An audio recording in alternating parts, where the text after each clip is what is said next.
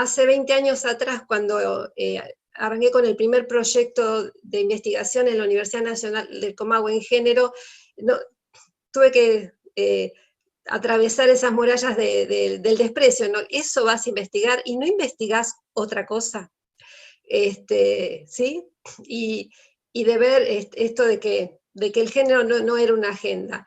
Saber que la agenda ha aprendido, que aquellas jóvenes que en algún momento me miraban en las clases y decían, género, sí, ya está. Y podamos haber comprendido con dolor, con mucho sufrimiento, que no está nada, que falta mucho. Porque tal vez a diferencia de otros contenidos, que tal vez uno los cursa y los aprende y después, bueno, los reaprende, yo creo que todas las temáticas vinculadas a los géneros tienen una particularidad, y es que además de poder pensarlo teóricamente y pensar cuál es el marco teórico que más nos contiene y cuáles son los conceptos, es una temática que más tarde o más temprano nos empieza a hacer preguntas sobre nuestras propias relaciones. Digo, hay cuestiones ahí como que todo el tiempo empiezan a resonar, y me parece que en eso también está mucho de la transformación que podamos llevar adelante como comunidad. Y parto de la misma afirmación, ¿no? De la misma hipótesis que desplegó Mónica, que es un campo en construcción, los estudios de género, la lucha, la militancia, ¿no? Vinculada con las identidades sexogenéricas, ha ido cambiando de focos, ha ido cambiando de formas, ha ido incorporando y visibilizando nuevos temas, nuevas problemáticas. Y creo que con la ESI pasa lo mismo, ¿no? Es esta construcción permanente en que, bueno, que no es que tenemos una, sino que la ESI es otra. Pero también es esa una.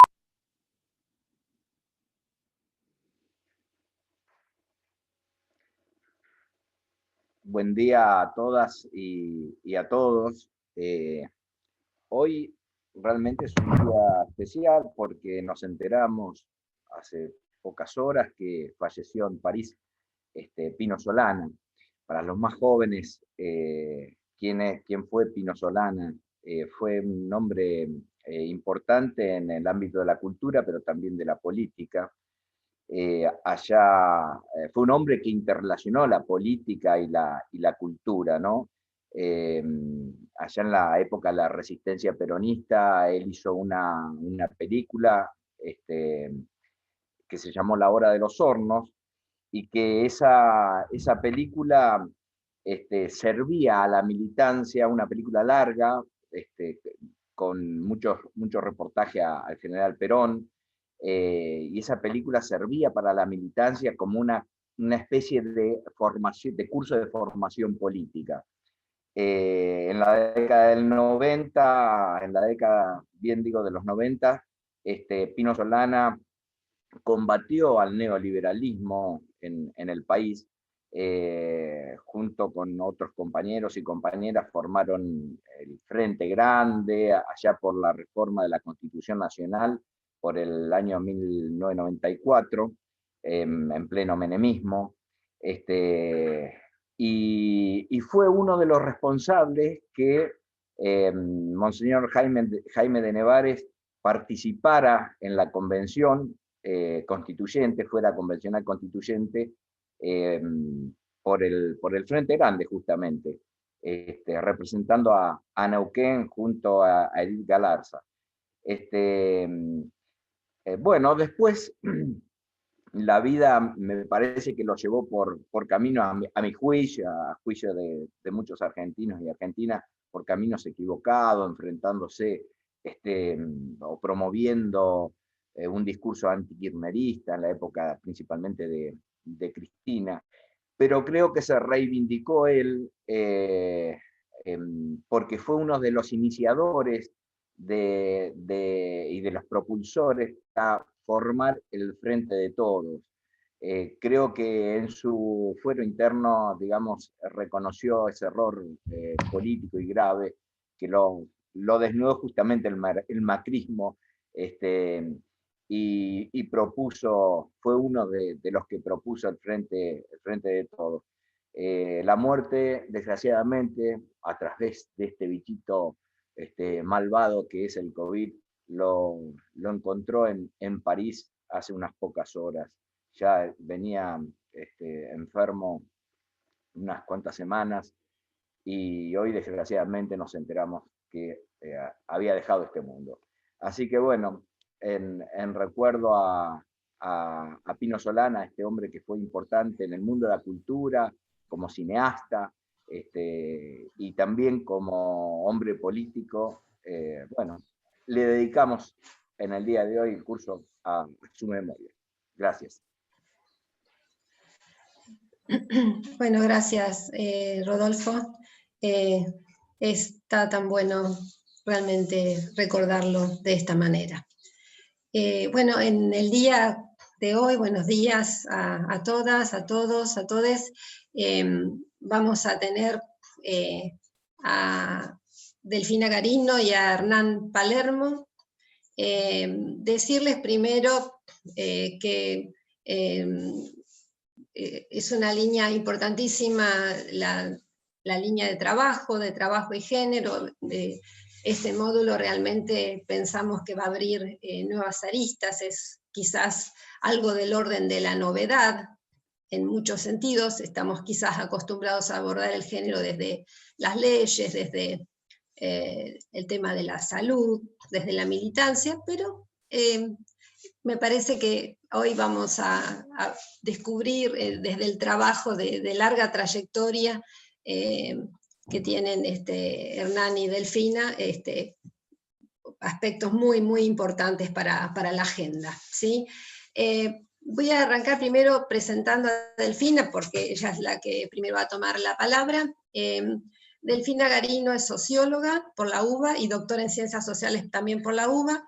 Es becaria postdoctoral del CONICET, con lugar de trabajo en el Instituto Patagónico de Estudios de Humanidades y Ciencias Sociales, IPEX, CONICET de la Universidad Nacional del Comahue, y es codirectora del Grupo de Estudios sobre Trabajo, Escuela Secundaria y Juventudes de la Facultad de Ciencias de la Educación de la Universidad Nacional del Comahue, y docente de la Universidad también del Comahue. Además es investigadora del Programa de Estudios sobre Juventud, Educación y Trabajo. Hay una serie de siglas, PREYET, CIS, IDES, CONICET. Se especializa en el estudio de trayectoria de inserción laboral de jóvenes y la formación para el trabajo en escuelas secundarias generales y técnicas, campos en los que posee numerosas publicaciones. Bueno, decirles en realidad que ese viejo proyecto del que yo hablé en el primer encuentro, y que estuvo el pequeño corte en el spot, nosotros como equipo de investigación de ciencia fuimos convocados en 2006 en un proyecto a nivel nacional con varias universidades. Una de las líneas fue educación y trabajo, género y trabajo, y nos quedamos con esa línea en la Facultad de Ciencia de la Educación en nuestro proyecto. Ahí trabajó fuertemente Silvia Martínez, y Delfina se presenta en una convocatoria CONICET y gana la beca CONICET y comienza a trabajar en ese equipo. Es decir, que quiero marcar con esto que es toda una línea de trabajo que realmente se ha venido fortaleciendo a lo largo de los años, y de la que Delfina hoy va a mostrar lo producido. Y bueno, nos alegramos porque este equipo ha quedado muy, muy fuerte y muy consolidado. En cuanto a Hernán, bueno, Hernán lo conozco también hace bastante porque vino a trabajar con nosotros en el doctorado en educación, decir que Hernán es doctor y licenciado en antropología por la UBA, es CONICET también, investigador adjunto del CONICET, en el Centro de Estudios e Investigaciones Laborales, CEIL CONICET, es docente en la UBA y en la UNAG, y es director de la revista latinoamericana de Antropología del Trabajo, perteneciente al CEIL de Argentina y al CIESAS de México.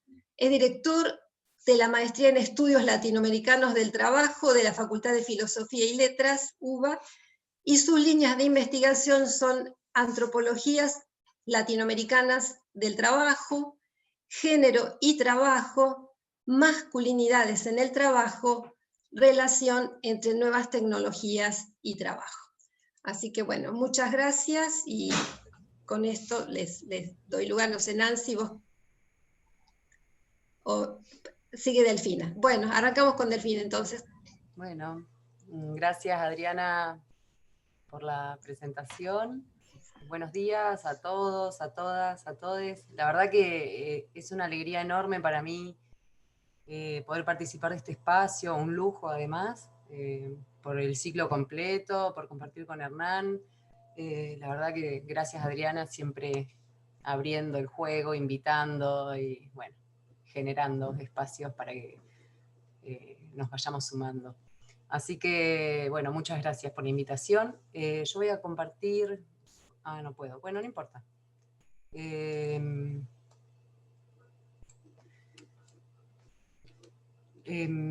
Como decía Adriana, yo soy parte del grupo de estudios sobre trabajo, escuela secundaria y juventudes, un equipo de investigación de la Facultad de Ciencias de la Educación de acá de Comahue, que lo dirige Silvia Martínez. Venimos trabajando hace varios años sobre los vínculos entre escuela secundaria y mundo del trabajo. En eso miramos prácticas profesionalizantes, dispositivos de formación para el trabajo, prácticas de aprendizaje y de evaluación, trayectorias de egresades, bueno, un poco, digamos, en distintas líneas, venimos trabajando hace bastante tiempo. Entonces esta presentación un poco recoge, contempla, digamos, las producciones del equipo. Puedes compartir, Delphi, ¿eh? Bueno, les comparto entonces. No sé si se ve bien. Bueno, sin dudas que el mundo del trabajo es uno de los campos donde las desigualdades de género están más presentes. El género es uno de los factores de mayor desigualdad en las experiencias juveniles en el mercado laboral. El género atraviesa, digamos, los procesos de inserción en el mundo del trabajo de nuestras jóvenes, porque ofrece oportunidades laborales distintas, condiciones de trabajo diferenciales. A su vez, una vez que ingresan en el mundo del trabajo, las posibilidades de carreras profesionales son distintas también, y a su vez, por ejemplo, ante una misma credencial educativa, lo que vemos es que, digamos, la posibilidad de hacer valer ese título, esa credencial, es distinta. Por ejemplo, una credencial de escuela secundaria técnica habilita de una manera a varones egresados que a mujeres egresadas, con la misma credencial. Obviamente al interior de cada grupo de varones, de mujeres, de disidencias, lo que se ve es que se van cruzando distintas dimensiones, ¿no? No es lo mismo, o sea, varían cómo se enfrenta uno al mercado de trabajo en función de la clase social, del lugar de residencia, de la formación y el capital educativo, de los contactos, etc. Entonces las distintas variables, digamos, se van entrecruzando y van complejizando, digamos, los procesos de inserción. Bueno, el género, cuando comparamos mujeres y varones concretamente frente al mercado de trabajo, lo que se ve es que la participación laboral varía según sean mujeres y varones. Los varones participan, trabajan mucho más que las mujeres. A su vez, en el grupo de mujeres lo que se ve es que según el nivel educativo, digamos, también varía la participación en el mercado laboral y obviamente según la presencia y cantidad de hijos menores en el hogar. Por otro lado, cuando comparamos en términos de desempleo, es decir, de quienes no tienen un trabajo y lo buscan, y de la precariedad laboral, es decir, quienes tienen trabajos que no están con las protecciones que la ley exige, que no cuentan con obra social, con aportes jubilatorios, etc., las mujeres están más representadas que los varones, o sea, las mujeres tienen índices de desempleo mayor y de precariedad mayor que los varones, también obviamente atravesados por la cantidad de años de estudios, por la cantidad de hijos en el hogar, etc. Y cuando miramos el grupo del empleo parcial, a tiempo parcial, digamos los part-time, los que trabajan 6 horas o menos, hay más cantidad de mujeres que de varones. ¿Esto a qué se vincula? Obviamente a la disparidad de uso del tiempo, de decir, bueno, son las mujeres quienes nos seguimos haciendo cargo, principalmente, digamos, de las tareas de cuidado, de crianza, y de llevar adelante un hogar, tareas obviamente no remuneradas. Que va de la mano de, digamos, de una red precaria y en algunos lugares inexistente de servicios públicos de cuidados educativos y asistenciales. Esto es, en algunos lugares directamente inexistencia de guarderías previas al jardín de infantes, o de lugares donde puedan ir los adultos mayores, o personas con discapacidad. Obviamente estamos hablando del sistema público, principalmente. Y por otro lado, también en el mercado de trabajo lo que vemos es lo que se llama segregación horizontal, que es una demanda diferenciada de varones y mujeres para los puestos de trabajo, es decir, para un puesto de trabajo se requieren más o se toman principalmente varones, y las mujeres no podemos acceder. Y después también lo que se ve es lo que sería la segmentación vertical, que también se la denomina techo de cristal, que es, bueno, hay una menor cantidad de mujeres en los puestos jerárquicos, tanto de las empresas privadas como de las entidades públicas. Y finalmente, otro aspecto que entra en juego tiene que ver, que esto supongo que todo esto lo va a trabajar Hernán, la masculinización y la feminización de ciertos sectores productivos. Por ejemplo, acá en Neuquén, todo lo que tiene que ver con el sector hidrocarburífero, bueno, construcción también, digamos, sectores fuertemente masculinizados, y otros fuertemente feminizados, la docencia, la salud, por ejemplo, la enfermería, obviamente vinculados estos al cuidado, o sea, reproduciendo la lógica del trabajo reproductivo intrahogar. Y a su vez, dentro de los sectores productivos masculinizados, también hay puestos, vamos a ver, específicos que están cubiertos principalmente por mujeres. O sea, por ahí las mujeres acceden al sector, pero a ciertos puestos. Ahora lo vamos a conversar un poquito más. Bueno, Neuquén, como sabemos, provincia petrolera. En todos lados, ya lo sabemos, lo asumimos. ¿A qué se debe esto? Bueno, tiene lo que se llama una matriz productiva primarizada, o sea, el producto bruto geográfico, o sea, la generación de la riqueza, en un 40% viene del lado o viene producida por el sector, la extracción de petróleo y gas.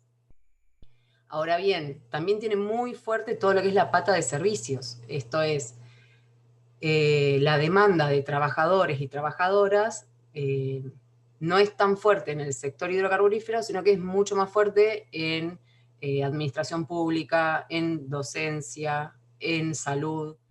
También es muy fuerte todo lo que es el comercio. Bueno, y juega a nivel provincial todo un imaginario petrolero que, bueno, obviamente también nos trae población migrante, atraída por esta idea de insertarse en el sector.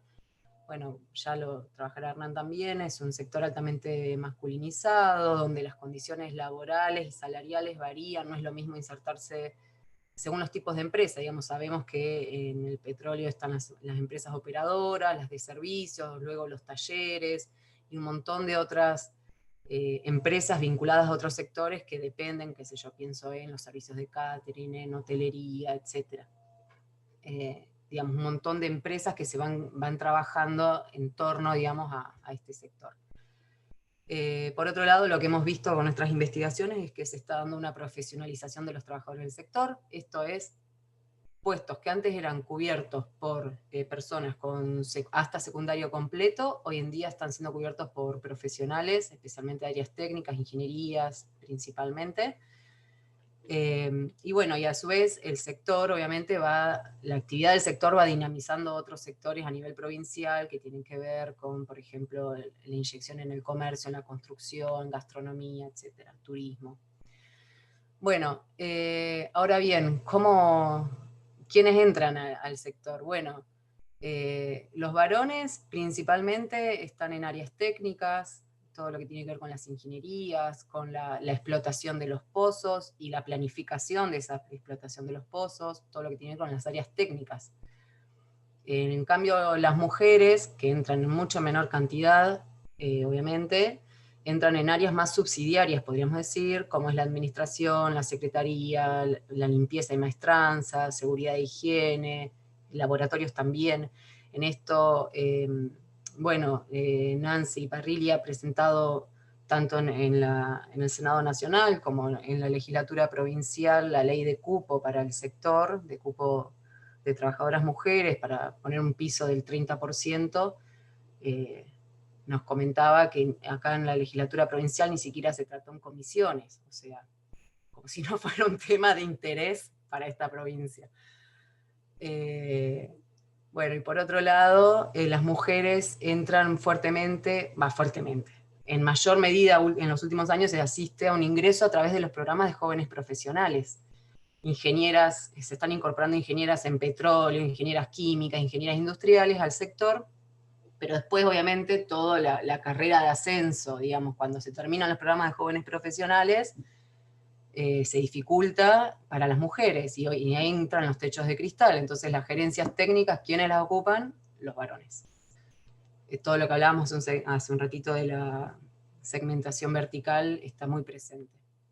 ¿Y qué pasa en las escuelas, donde se está formando nuestra fuerza de trabajo, donde se están formando los futuros y futuras trabajadoras?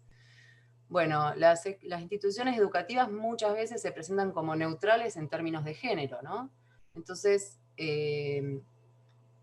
ahora bien, los estudios muestran, ya las investigaciones hace años vienen mostrando que aunque una institución se presente neutral en términos de género, produce un orden de género, o sea, está produciendo una forma de relaciones entre los géneros. Normalmente cuando se presentan como neutrales, al no estar visibilizando las desigualdades, al no estar denunciando y trabajando por contrarrestar esas desigualdades, las reproducen. Entonces Subirats va a hablar de lo que es la reproducción de los códigos de géneros, dice ella. ¿Qué son los códigos de género? Y los define como las formas y procesos que definen, limitan y transmiten el conjunto de modelos socialmente disponibles para que los individuos jóvenes lleguen a una identificación personal en términos de hombre o mujer. Entonces es todos esos mecanismos, estrategias, dispositivos que se van poniendo en marcha, más o menos explícito, digamos, que llevan a que nuestros jóvenes y nuestras jóvenes se identifiquen como mujeres y varones siguiendo los patrones históricos, digamos, de diferenciación sexual, digamos. Estos códigos obviamente que son históricos, varían según la clase social, según el territorio, según las épocas. Y en la escuela aparecen por todas partes, circulan en el lenguaje, circulan en los contenidos, circulan en las formas y los modos que se habilitan para relacionarse entre varones, entre mujeres, entre varones y mujeres. Y además obviamente son parte del currículum escolar formal y también del currículum escolar oculto, o sea, todo eso que ya me imagino que lo vieron, respecto de todo eso que enseña la escuela sin que esté explicitado en ningún lado. Todo esto lo que va generando es un disciplinamiento sobre lo que se espera para mujeres y varones, o sea, cómo debo actuar, cómo debo pensar, qué proyecto de vida puedo construir y qué proyecto no se recomienda para mí por ser mujer, qué tengo que esperar, estudiar, a qué carrera universitaria puedo anhelar entrar, a qué puesto de trabajo, en qué sector. Bueno, todo eso se va formateando, digamos, en las instituciones educativas. Como yo les conté, nuestro equipo trabaja fuertemente sobre la educación técnico-profesional, especialmente sobre la ETP, contempla la escuela secundaria técnica y formación profesional, bueno, y terciaria técnica. Nosotras principalmente estudiamos lo que es nivel secundario técnico, también hemos entrado en formación profesional. Lo que yo voy a hablar acá tiene que ver con escuela técnica, pero también se puede pensar, por si a alguien le interesa, digamos, y hay muchos estudios sobre género y formación profesional. En los últimos años, en lo que es la escuela técnica, han ingresado mujeres en mucha mayor cantidad que en épocas anteriores. A pesar de estos ingresos, siguen estando subrepresentadas, o sea, la cantidad de mujeres en las escuelas técnicas sigue siendo bastante inferior a la cantidad de varones. A su vez, cuando uno mira, digamos, la gama de especializaciones, lo que vemos es que las históricas, por ejemplo, electromecánica, mecánica, construcciones,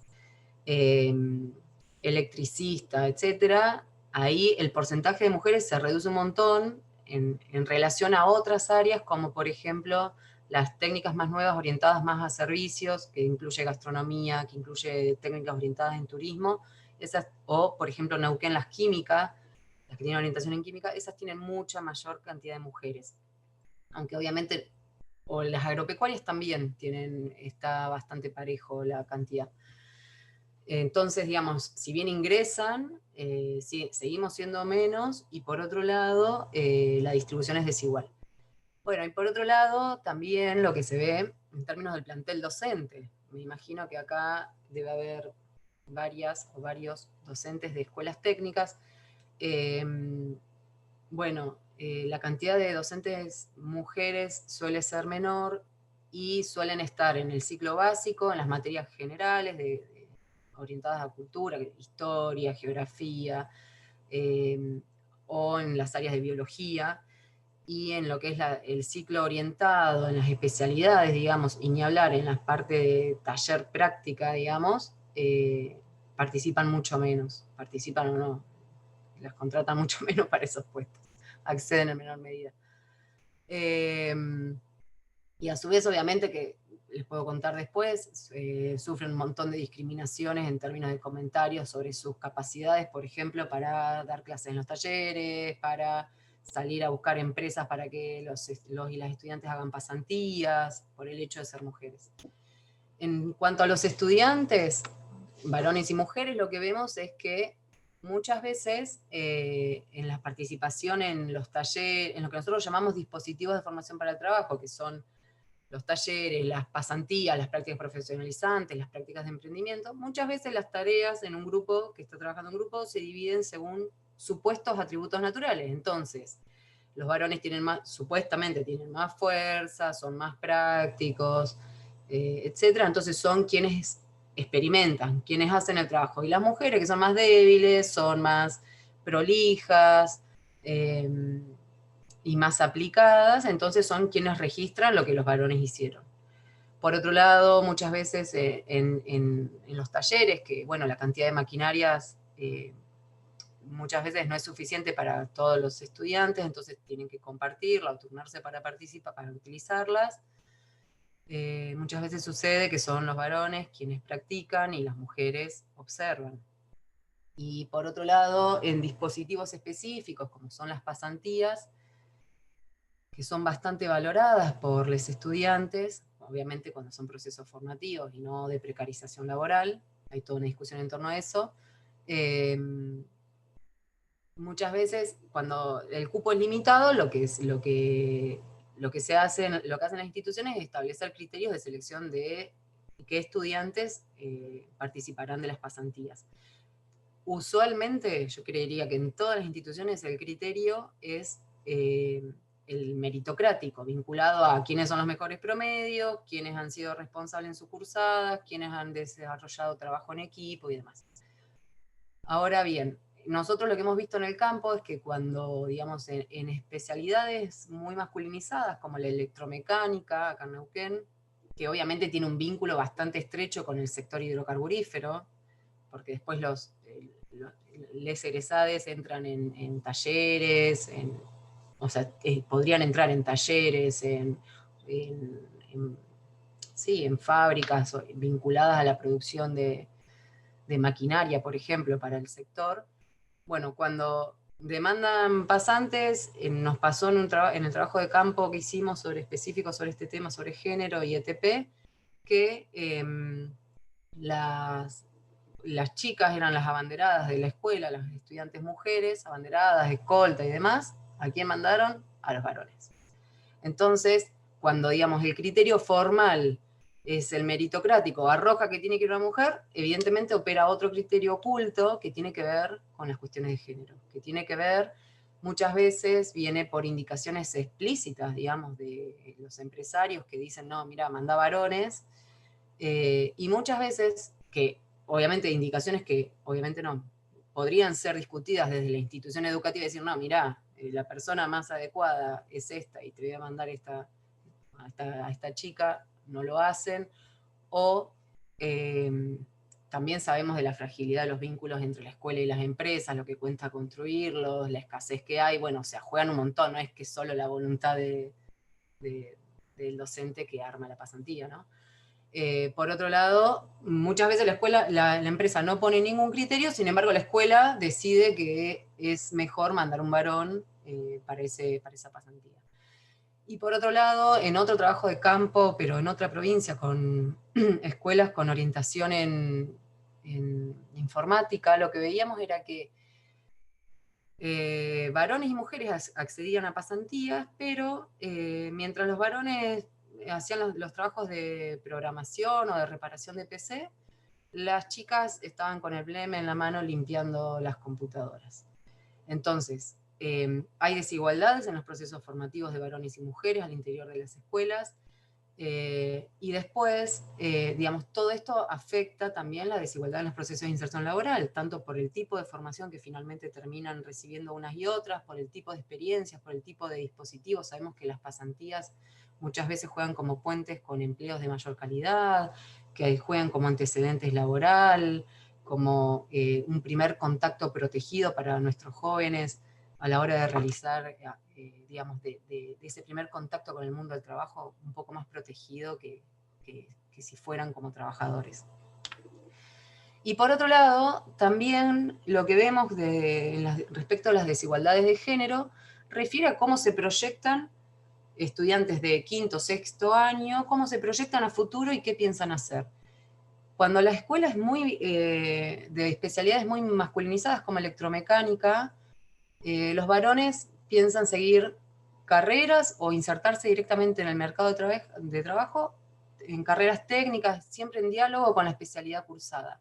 En cambio, las mujeres normalmente hablan de seguir estudiando en la universidad y carreras que no tienen que ver con la especialidad técnica cursada. Entonces, piensan en carreras humanísticas, en salud, incluso en docencia. En especialidades también orientadas al sector hidrocarburífero, pero como la química, que está un poco más feminizado que la electromecánica, los varones y las mujeres se visualizan, sí, en carreras vinculadas a la especialidad. Las chicas en este caso también dicen, yo quiero seguir ingeniería química, o licenciatura en química, o profesorado en química, pero se plantean, digamos, la inserción en laboratorios, en estos puestos de trabajo más feminizados dentro del sector, digamos, porque la química les habilita eso. Entonces lo que vemos que, por ejemplo, en el caso de la electromecánica, que está fuertemente masculinizada, la formación secundaria técnica aparece como un paréntesis en la vida de estas chicas. Digamos, los estudios, no solo de estas especialidades, sino de otras también, construcciones puede pasar también, lo que muestran es, bueno, estas chicas van a la escuela técnica, cursan, les va bien, aprueban, se reciben. Ahora después viene la etapa de la universidad donde intentan, digamos, reordenar, entre comillas, sus trayectorias hacia profesiones más feminizadas. Bueno, para cerrar y no tan abajo y levantar un poquito, vamos a decir que no todo está perdido en términos de formación para el trabajo, educación técnica y géneros. Hay instituciones que están disputando, digamos, el orden de género convencional, tradicional, de qué manera despliegan estrategias institucionales, muchas veces con grados de institucionalización diversos, digamos, en algunos casos más incipientes, en otros menos, más institucionalizados, que se orientan a desmontar las desigualdades de género, y especialmente las estudiantes mujeres, nuestras jóvenes, son quienes están desnaturalizando las desigualdades, denunciando los comentarios misóginos de sus profesores, disputando espacios a sus pares varones en los talleres, y buscando y generando procesos de mayor igualdad dentro de las escuelas técnicas, de manera tal que se están constituyendo como la punta de lanza del cambio, obviamente enmarcados en un movimiento fuerte del Ni Una Menos. Bueno, cualquier comentario o algún aspecto que quieran seguir conversando, lo podemos hacer después. Muchas gracias. Gracias. Bueno, le damos la palabra a Hernán. Muchas gracias, Delfina.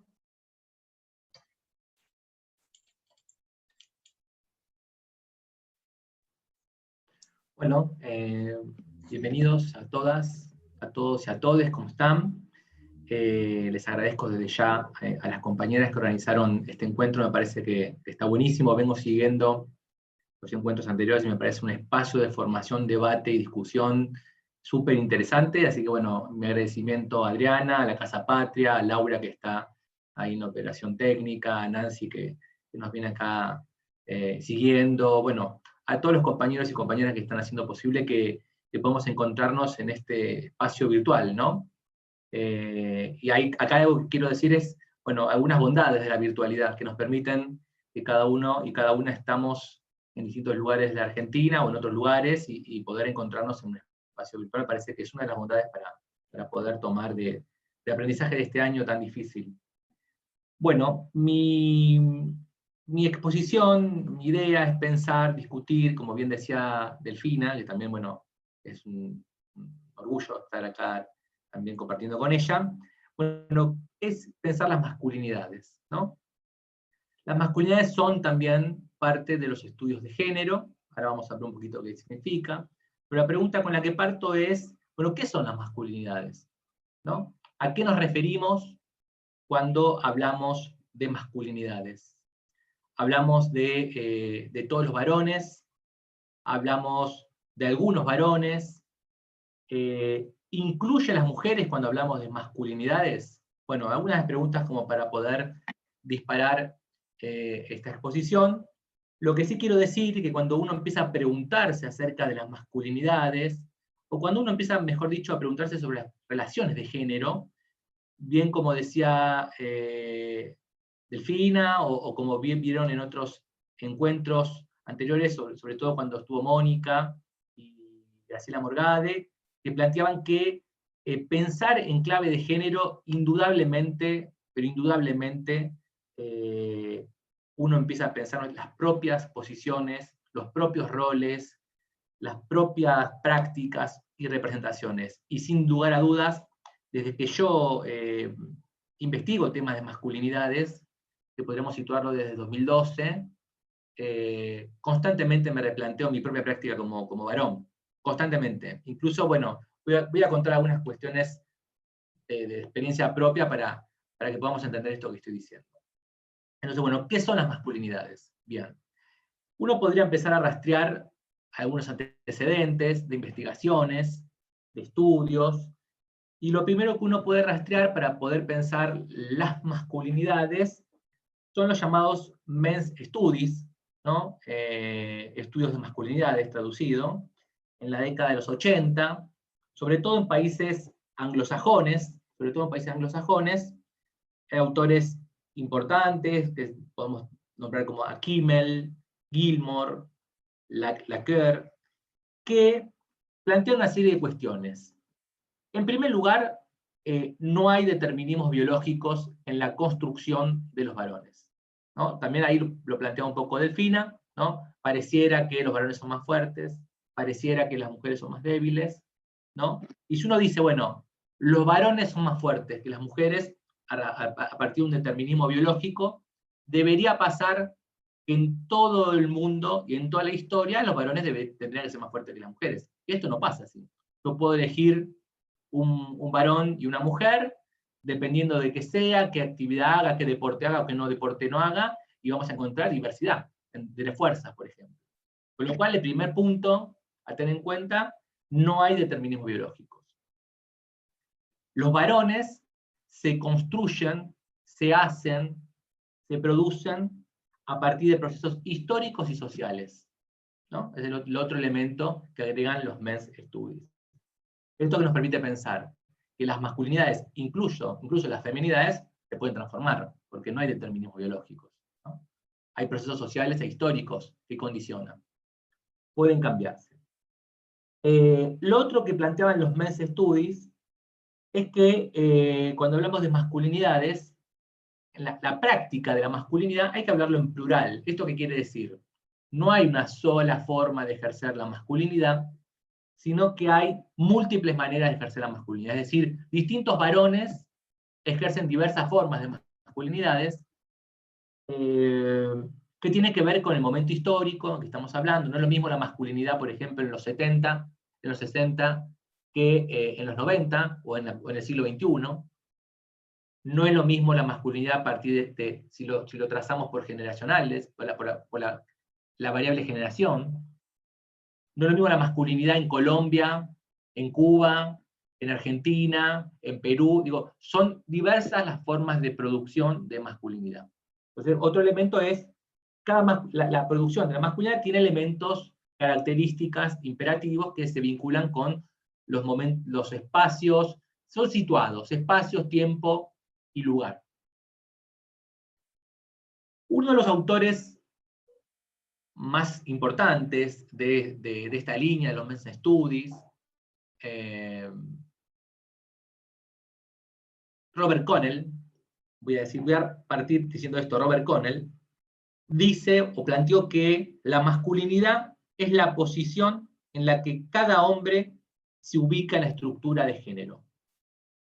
Dudé en decir Robert Connell porque Robert Connell, tiempo después, transformó su identidad y se convirtió en Redwin Connell, ¿no? Digo, es decir, interpeló tanto, podríamos decir, la estructura identitaria de esa masculinidad, que me parece que como una definición de vida académica, política, decidió transformar, y bueno, hoy es Redwin Connell, ¿no? Una de las autoras, ahora sí, más importantes acerca de los estudios de la masculinidad, que plantean que la posición de la masculinidad es la posición que cada varón se sitúa en la estructura de género. Ahora bien, estos autores investigaron variadas cuestiones acerca de la masculinidad, ¿no? La masculinidad tiene rituales, tiene códigos. Los hombres, los varones, nos formamos en cierto código, cierto lenguaje acerca de la masculinidad. Mucho de ese lenguaje, dirá Rita Segato, tiene que ver con el ejercicio de la violencia, sin lugar a dudas. Sin lugar a dudas. Los hombres conocemos muy bien el lenguaje y el ejercicio de la violencia desde muy temprana infancia. Desde la muy temprana infancia. Símbolos, formas legítimas de ser varón, ¿no? Lo que se llama la dinámica de la homosociabilidad, es decir, la dinámica de cómo nos comportamos entre varones en ámbitos de varones. Entonces, los hombres se construyen las masculinidades en sus contextos históricos, sociales y políticos situados y en relación a la feminidad. Nunca olvidemos que estamos hablando de una cuestión relacional, ¿no? La masculinidad está indefectiblemente asociada con la feminidad y con otras diversas identidades, ¿no? Con la diversidad. Bueno, mi trabajo de investigación, que quiero contarles para ejemplificar un poco estas cuestiones, que comenzó en el 2011, sobre el mundo de los trabajadores varones petroleros, y que, bueno, culminó con un librito ahí que tienen para leer, que se llama La producción de la masculinidad en el trabajo petrolero. A ver si puedo compartir, les quiero compartir unas fotos para ir explicando un poquito. A ver, ¿me permite? Sí, me permite. Perfecto. Bueno, estas son unas fotos que sacamos en 2012 sobre el mundo de los trabajadores petroleros. Bueno, como vemos, es un universo, o era, en aquel momento cuando yo investigué, un universo, el universo de los cerros de perforación, ¿no? de las máquinas de perforación, de los equipos de perforación, de pooling. Es un universo exclusivamente de varones, ¿no? Un universo exclusivamente de varones, donde, bueno, es un trabajo que ya deben saber, jornadas muy extensas. Algunas jornadas tienen que ver con un modelo de permanencia en los equipos de perforación, allí de 20 días o 14 días, donde están en un ámbito laboral de varones. Bueno, aquí estamos viendo un cambio de turno. Un trabajo extremadamente difícil y agotador, ¿no? Yo siempre cuando voy a Comodoro Rivadavia cuando iba a Comodoro Rivadavia a ese trabajo de campo y me decían, bueno, los petroleros ganan un montón, bueno, pongamos en discusión ganan un montón, y pongamos en discusión quién hace ese trabajo, ¿no? Un trabajo donde cualquier golpe, raspón, caída, puede significar para nosotros un accidente de gravedad, e incluso la muerte. Muchos petroleros han tenido experiencias de muerte, tanto porque han estado ellos en una situación de riesgo y de mortalidad, o porque ha muerto algún compañero de trabajo, ¿no? Estamos hablando de un trabajo difícil, donde es, vuelvo a decir, a la intemperie, donde en los momentos de frío las manos y las herramientas se congelan, momentos de calor, nieve, viento, ¿no? Hay un puesto de trabajo que se llama enganchador, que trabaja a 10 metros de nivel del suelo, y bueno, allí tienen que trabajar con los vientos patagónicos, que como bien conocerán muchos y muchas de allá, son vientos bastante fuertes. Bueno, es un trabajo extremadamente difícil y peligroso. Ahora bien, yo cuando hice trabajo de campo allí, en Comodoro Rivadavia, bueno, acá los accidentes. En un momento yo vi este cartel y decía, pero 60 días sin accidentes. Dicen, no, no, eso está dibujado. Acá hay accidentes todo el tiempo. ¿Cómo accidentes todo el tiempo? Sí, nos cortamos las manos, la pasada nos caímos, me pegó un palazo. Pero bueno, como bien sabemos, esto no es un ámbito de señoritas, ¿no? El primer elemento es decir, bueno, ¿cómo empiezan a leerse, o cómo se leían los accidentes en claves de virilidad, en claves de masculinidad, ¿no? Como esto no es un ámbito de señoritas, los accidentes, los golpes, los raspones, los machucones, son leídos en clave de masculinidad. Y en tal manera son minimizados, son invisibilizados. Muchos accidentes no leídos en clave de masculinidad no son denunciados por dos motivos. En primer lugar, porque las empresas también hay una cuestión que es la transferencia del riesgo empresario, que sancionan al trabajador en muchos de los casos. Pero la otra cuestión que es muy fuerte, cuando hicimos investigación allí en los pozos de petróleo, es que denunciar un accidente es cosa de señoritas, es feminizarse, ¿no? Es, de alguna manera, romper con ese código acerca de la masculinidad. Se ocultan accidentes, hay una cultura del aguante, es decir, hay que aguantar los golpes como hombre. Y muchas veces a mí me pasaba cuando yo hacía entrevistas allí con trabajadores petroleros, es que me mostraban las manos, ¿no? Yo podía encontrar faltantes de falanges en la mano, por ejemplo, cortes que para cualquiera de nosotros sería de mucha gravedad, pero me mostraban a mí como cuestión de hombría, ¿no? Como si fueran medallas colgadas en el pecho que daban cuenta de esa potencia de la masculinidad. Aquí hay algo interesante para marcar en términos analíticos, que es que prevalece un descuido que es parte de la construcción de esta masculinidad situada en el ámbito del petróleo, un descuido propio del cuerpo, ¿no?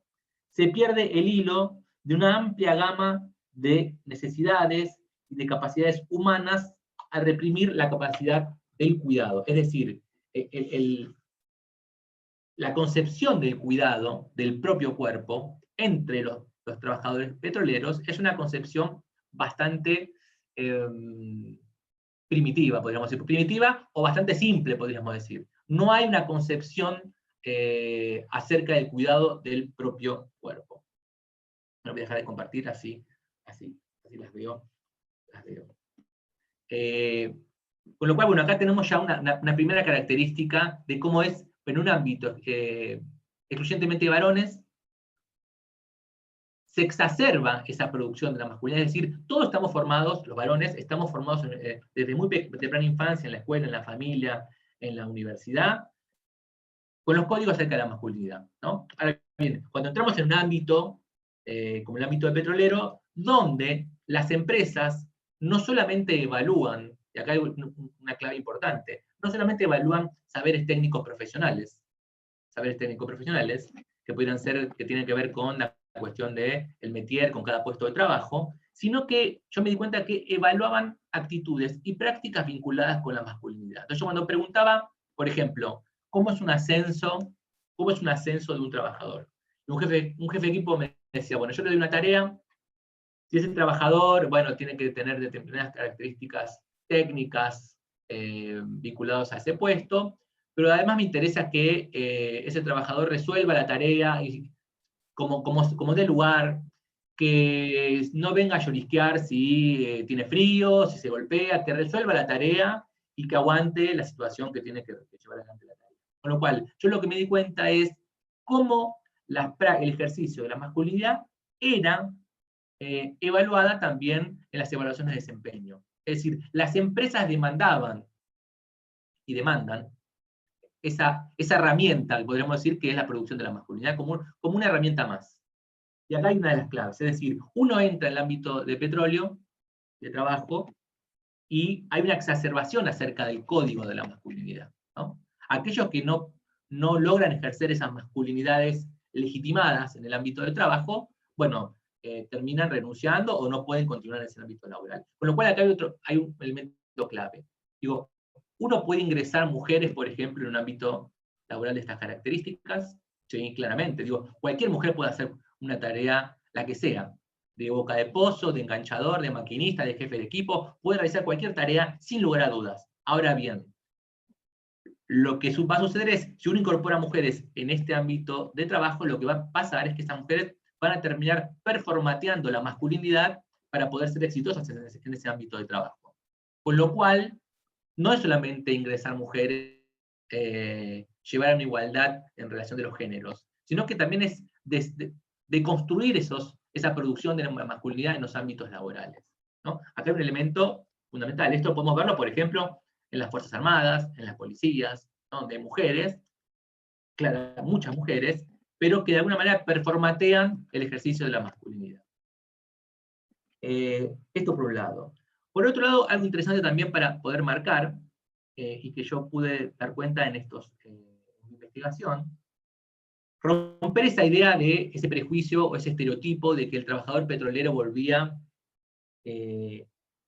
a su hogar, ¿no? Y era el macho golpeador, que golpeaba a su mujer, golpeaba a sus hijos y se sentaba en la mesa para que lo atiendan. No, yo encontré muchas cosas distintas a esas, ¿no? Mucha diversidad encontré, y sobre todo a partir de la cuestión generacional, ¿no? Los más jóvenes tienen incorporado otros debates. Y yo lo que encontré muchas veces es sufrimiento de ese varón que vuelve de alguna manera a su hogar, después de estar 20 días en el ámbito de trabajo, en un ámbito de sociabilidad, de homosociabilidad entre varones, y cuando vuelve al hogar encuentra un ámbito donde uno podría decir los símbolos, los códigos, los significantes están atravesados por lo femenino, ¿no? El ámbito de lo doméstico, ¿no? Y no encuentra ahí una dinámica donde posicionarse en ese ámbito del hogar, ¿no? Además, sumado que muchos están sordos o tienen disminución de oído, de audición por cuestiones vinculadas al trabajo, o sea, prenden la televisión al palo, los hijos le dicen papá, apaga la televisión, duermen un montón y los hijos juegan. Bueno, hay una serie de tensiones y situaciones en el ámbito del hogar que hacen muchas veces que estos varones no encuentren el lugar en el ámbito de trabajo, en el ámbito del hogar. Una de las frases más recurrentes que escuché en las entrevistas es, me siento sapo de otro pozo, ¿no? Es paradójico la idea de pozo, ¿no? La idea de pozo los persigue en el trabajo, en el hogar, en todos lados.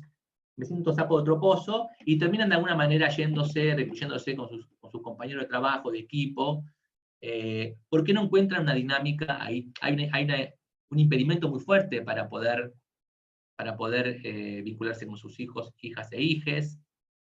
Hay una tensión fuerte para vincularse con sus compañeras, o con sus esposas, o con sus novias, o con sus amantes.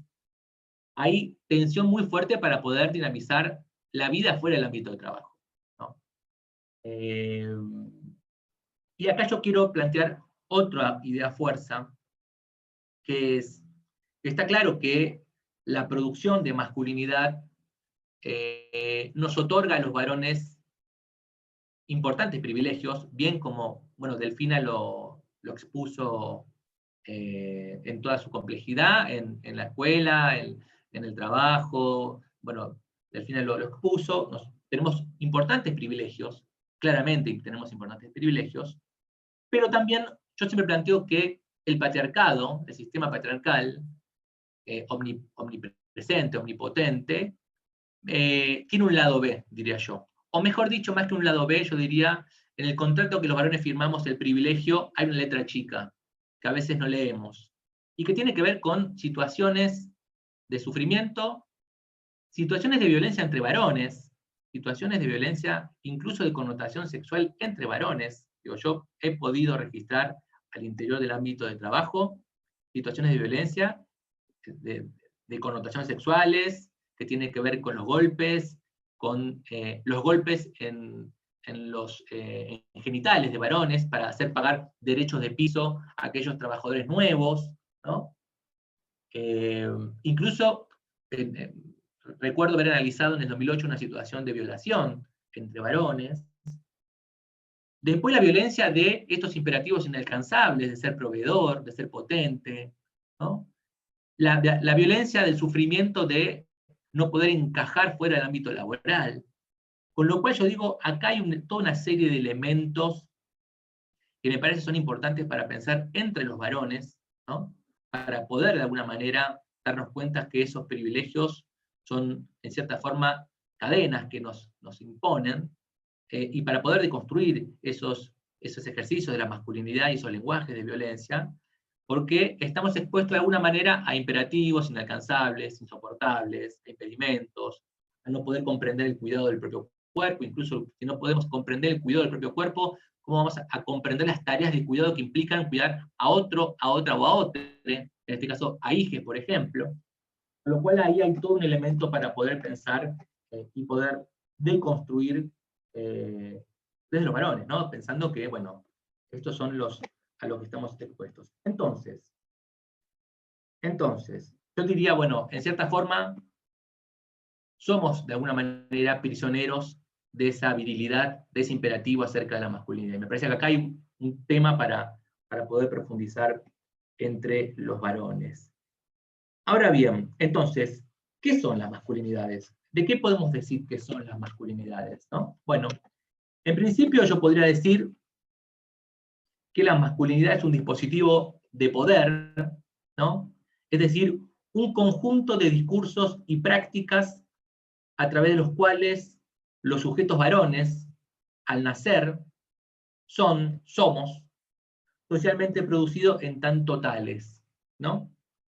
Y esta producción de la masculinidad se afirma sobre la idea y la convicción que los cuerpos, los valores, las capacidades, todo aquello que representa lo femenino, se encuentra dentro de los límites de lo abyecto, lo repudiable, y por ende expuestas al lenguaje de la violencia.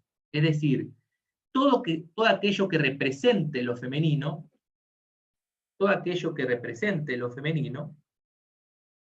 está de alguna manera, es factible de ser apropiado por la masculinidad, ¿no?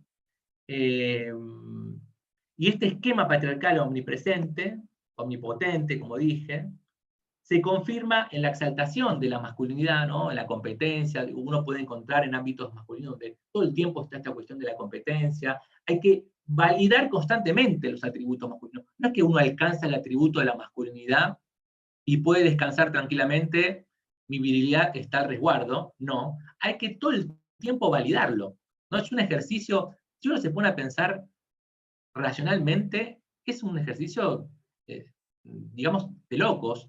No obstante, no hay nada de locos acá, porque el ejercicio de la masculinidad, que es la exaltación de esa virilidad y la subordinación de la feminidad, se ancla en una racionalidad instrumental que tiene que ver con esa formación de la masculinidad. Cuando uno ve, por ejemplo, distintos ejercicios de violencia, desde una violación hacia una mujer, o un femicidio, que es como lo más horroroso que uno puede encontrar y horrorizarse, pero antes de ese ejercicio de violencia, podríamos decir que hay el aceite que va aceitando la maquinaria de ese ejercicio de violencia, se nutre de un montón de otras violencias, ¿no?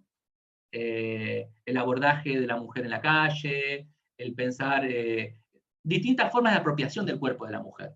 Distintas formas de apropiación del cuerpo de la mujer.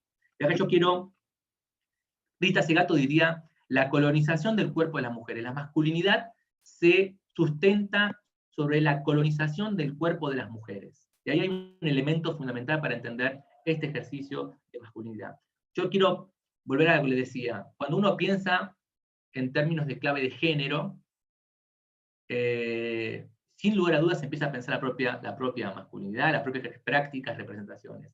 Yo quiero contar un ejemplo, digo, para darnos cuenta de cómo nos opera constantemente a los varones este imperativo acerca de la masculinidad y cómo nosotros tenemos que tener un control, una precaución constante acerca de nuestra propia práctica. La pasada estábamos, bueno, mi compañera, mi mujer, no, pero yo digo mi compañera, mi mujer en el sentido para que todos entiendan, porque nunca entienden si mi compañera de militancia, mi compañera de facultad, mi compañera, de vida, digamos.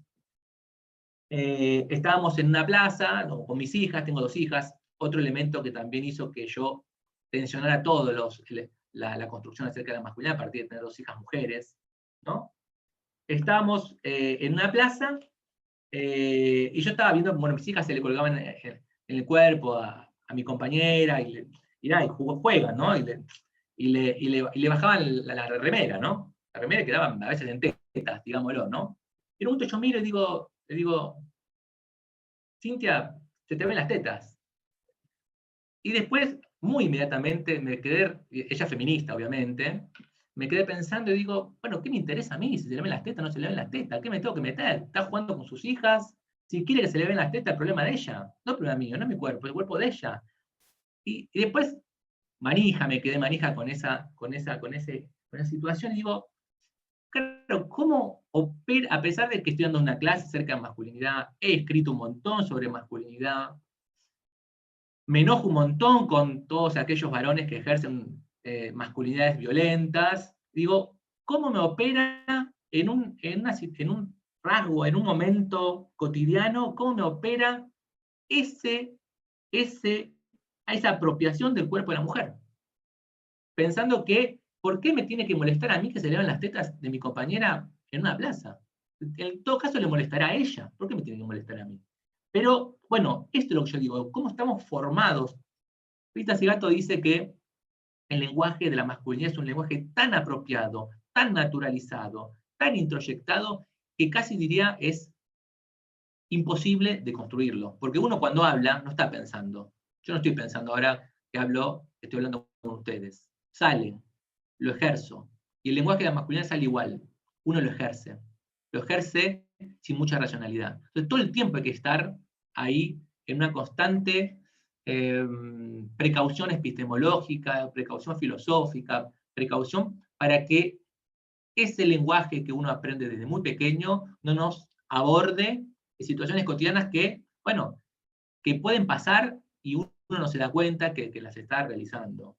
Entonces, la pregunta que yo quiero dejar planteada aquí es si es posible construir masculinidades sin violencia. Yo la verdad que esto no lo tengo resuelto. Es posible construir masculinidades sin violencias. Es posible desistir de aquellos privilegios, como por ejemplo la apropiación del cuerpo de las mujeres.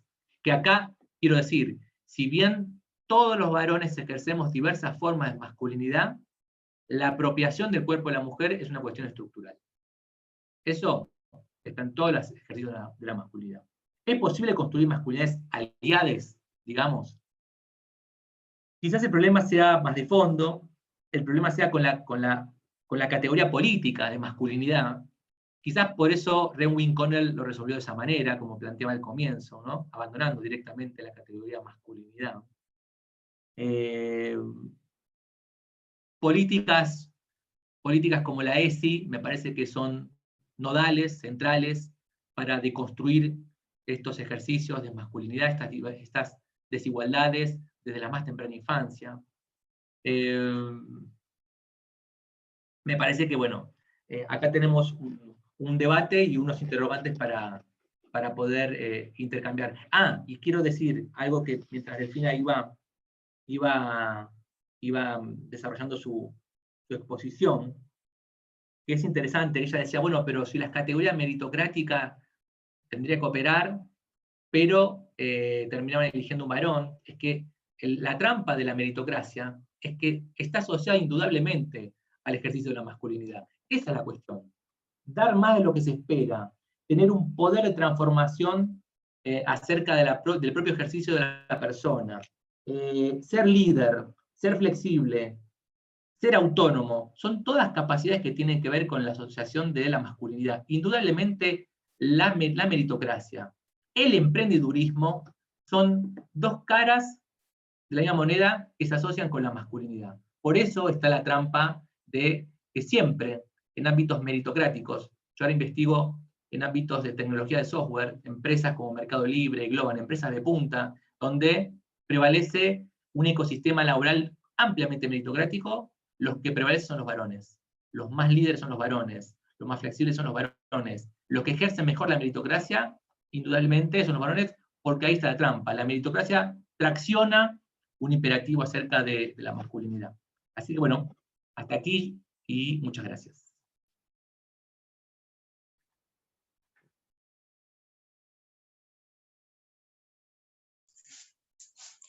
Bueno, muchísimas gracias, Hernán. Tenemos muchos comentarios, como cuando iban haciéndose las presentaciones de Delfina y de Hernán, vemos muchos comentarios. Le voy a pedir a Laura, ¿los podrías leer? Sí. Quizás no hay tantas preguntas, pero a lo mejor pueden sumar ustedes en relación a esas puntas, esas pistas que van apareciendo en los comentarios. Sí, efectivamente, como vos decís, Adri, no hay muchas preguntas, pero sí comentarios que fueron al pasar. Bueno, el primero, saludos saludos y homenajes a Pino Solanas también, y lo quería mencionar, Andrea Jara dice, el goce, señora presidenta, el goce es un derecho humano fundamental, que sea ley, son las palabras que decía Pino cuando fue el debate por el aborto legal, seguro y gratuito en la Cámara Alta, y entonces la presidenta era Michetti, así que ahí Pino le estaba discutiendo a una mujer muy ortodoxa y muy antiderechos esta discusión, me gustaría mencionar lo que lo dijo Andrea Jara al comienzo, así que muchas gracias. Después, bueno, Carolina Villanueva, con respecto a la exposición de Delphi, decía el famoso techo de cristal o inequidad, en minería, comenta también, la mujer no accede a la mina porque trae mala suerte. Dice Alejandra dice, en la escuela se reproduce hasta en los patios escolares y el lugar que ocupan varones y mujeres. Gilda dice, excelente exposición, todavía falta concientizar, estaba hablando en este caso sobre Delphi también. Alejandra dice, muy clara e interesante tu exposición, Delfina, te felicito. Úrsula dice, qué interesante exposición. Lorena dice, muy clara la presentación de Delfina, muchas gracias. Delfina aporta mucho a revisar nuestro espacio laboral como docentes, dice Sidi Muñoz. Lorena dice, excelente, hasta en la distribución. Rachel dice, gracias, excelente tu exposición. Lorena dice, distribución de baterías de baños, hay diferencias marcadas. Sí, dice, exacto, la distribución y los usos de los espacios en las escuelas. Este tema parece que es un emergente bastante concreto en lo empírico ahí en el campo. Dice Graciela, no en vano las escuelas técnicas se resisten en su mayoría a implementar el diseño curricular de media, particularmente pensar la cuestión de género como un eje transversal. Y acá hay un comentario de Asunción, que dice, excelente Delfina, el proyecto de Nancy de obligatoriedad de contratar mujeres en el petróleo para todos los puestos, acciones positivas legislativas es de avanzada, aún no se ha aprobado como ley. A modo de foto ejemplificadora, cuando vino el presidente a Loma Campana hace unos días, lo esperaban 30 funcionarios varones de Neuquén, funcionarios y empleados varones de YPF, éramos solo 2 funcionarias mujeres y 3 promotoras que servían café y agua, parecía siglo XIX, dice Asunción. Le pedimos después a Nancy si tiene unos minutos para que nos comente un poco su propuesta legislativa, que al final ni siquiera se discutió en la legislatura de acá de la provincia de Neuquén. Dice Graciela, en el contexto de pandemia se ha agudizado esta situación de tensión familiar. Bueno, ya hablando la exposición de Hernán, Graciela decía, en el contexto de pandemia se ha agudizado esta situación de tensión familiar de aquellos trabajadores que debieron quedarse en su casa. Matías dice, es interesante la pregunta sobre aquellos trabajadores que ingresan al petróleo y terminan dejando porque no soportan la violencia entre compañeros. Sidi dice, hay muchos espacios en los cuales se repiten rituales de iniciación que implican actos violentos, pasados como juegos, que seguramente se potencian en este ámbito laboral. Gilda agrega, esos juegos de derecho de piso le costó a mi hermano renunciar a ese trabajo sin saber bien por qué, no lo quiso contar, se lo llevó a la tumba, trabajando limpiando autos en un taller del Volvo, antes lavando autos en las estaciones de servicio, falleció a los 44 años teniendo secundario y oficio. Gracias Gilda por compartir tu experiencia familiar, nos parece súper importante esto que nos contás. Grace dice, ¿habría una relación entre esa represión constante a los hombres y su violencia? Bueno, son preguntas que se las van tirando a quienes se expusieron. Dice Grace, dice Lorena, me encanta, genial el ejemplo que estabas dando, me parece que ahí estabas comentando, Hernán, de tu compañera, el ejemplo sobre las masculinidades y esto que decías de la precaución epistemológica todo el tiempo. Pedro Musevic, compañero, dice, esos son sesgos, eso que estabas contando del ejemplo que dabas. Lorena Moreno dice, una apropiación del cuerpo de la mujer está en negación del derecho a tener una ley de IVE. Si les parece, hay más comentarios. Delfina, no sé si querés comentar un poquito algo más sobre los espacios escolares, que me parece que es como un emergente que estuvo en los comentarios, y después, Hernán, si querés hacer algún comentario más sobre algunas de las menciones que te comentaban acá, de cómo hay gente que dejó su trabajo, o estas experiencias laborales las terminaron cancelando de alguna manera. Gaby, no sé si te comprometemos ahí, ahí está. Bueno, gracias por los comentarios, la verdad que, bueno, y hablar la presentación de Hernán me gustó mucho también. Respecto de los techos de cristal en minería, bueno, que la mujer traiga mala suerte en una mina, en un espacio laboral concreto, es como, bueno, por favor, ¿no? Pero se ve en muchos ámbitos. Por ejemplo, yo trabajo en CONICET. Cuando vemos los escalafones en CONICET, arrancamos por las becas doctorales, después postdoctoral, después el ingreso a carrera, que es cuando uno pasa a estar en relación de dependencia, y es donde está el cuello de botella más grande, que es cuando uno pasa a ser un empleado del CONICET con todas las letras. Antes somos, no sé qué somos, becarias. Somos muchas mujeres en los escalafones de becarios, y a medida que vas subiendo, y después en los órganos de conducción, de decisión del CONICET, en las juntas, la representación de mujeres también va mermando. Digo, y es un ámbito donde, a ver, la erudición, vamos a decir, digamos, está presente, digamos, y está estudiado, y está, bueno, sin embargo, sigue estando, porque bueno, y de hecho, las mujeres que llegan normalmente son de las ciencias sociales, que también obviamente después pesan el peso, digamos, que tienen las distintas ciencias ahí adentro, digamos, no es lo mismo, no sé, pienso en la comisión de ingeniería, de, qué sé yo, ingeniería atómica, o las que estamos en las ciencias sociales, digamos, ¿no? El poder de decisión y... Bueno, y después pensaba, me acordaba de, haciendo campos, pero por otros temas, en escuelas secundarias, bueno, ¿qué pasa con la circulación de chicos y chicas trans? Digamos, ¿cómo empiezan a disputar el espacio? Y se empieza a ver cada vez más casos. Ya hace unos años veíamos también en estudiantes de la carrera, yo doy clases en la carrera de Sociología en FADEX, y estudiantes estaban de la materia que yo dicto, del taller que es el Seminario de Formación de Investigadores, unas estudiantes estaban trabajando sobre chicos trans en escuelas primarias, y nosotros ya estamos trabajando, cuando hacemos trabajo de campo nos cuentan, digamos, de cómo disputan y cómo patean el tablero, digamos, la presencia de chicos y de chicas trans. Por ejemplo, las clases de educación física separadas para varones y mujeres. Bueno, nos relataba un estudiante que está estudiando este tema, decía, a una chica trans, el profesor le dijo, vos mejor ni vengas a la clase. Así. O sea, directamente la saca, la expulsa del espacio.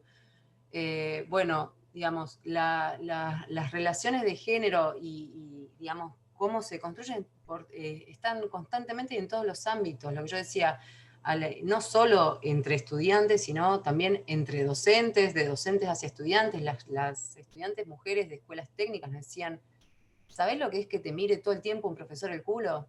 Dice, todo el tiempo tenemos profesores que viven haciendo chistes misóginos, que nos desprecian, que nos maltratan, que nos dicen, bueno, sí, vos porque sos mujer, dejá de charlar, seguro que nos preguntan algo y si no lo sabemos es porque somos mujeres, o sea, dice, todo el tiempo agresiones constantes, profesores que les han dicho a las chicas, maldigo el día que dejaron entrar mujeres a la escuela técnica. Digamos, las primeras mujeres entraron en la década del 60, de una polaca, justo ayer me pasaron el dato, una polaca y una inglesa, acá en Buenos Aires, que su papá las llevó, sus padres fueron a inscribirlas y no les dejaron anotarse, entonces pidieron el reglamento explícito para ver dónde decía que las chicas no podían ingresar, y no había tal pauta, digamos, en el reglamento de la institución, sino que era esto de que hablábamos hace un ratito también del currículum oculto, digamos. Bueno, la verdad que sí, las desigualdades de género, las agresiones, las violencias se ven en todos los espacios, bueno, desde que se les permite, yo siempre pienso en mis amigas mujeres que tienen hijos varones, yo tengo 2 nenas también, y bueno, y mis amigas que dicen, no, bueno, pero 5 años las más grandes, los varones y las nenas, no, pero vos viste que cómo se pegan y qué sé yo, bueno, digamos, cortar con esa violencia, ya, digamos, cómo construir otra forma de relacionarse entre niños, entre niñas, bueno, todo eso es una tarea que tenemos como a título, digamos, en nuestras casas, en la plaza, como dijo Hernán, y en las escuelas ni hablar. Bueno, gracias, Delfina. Perdón, Hernán, y sí me gustaría después, si se puede comentar un poquito sobre la ley de cupo en el sector, me parece que sería interesante también. Está bueno. Yo, Hernán, antes de darte la palabra, quiero leer un par de mensajes más porque me parece que es interesante con lo que se venía hablando.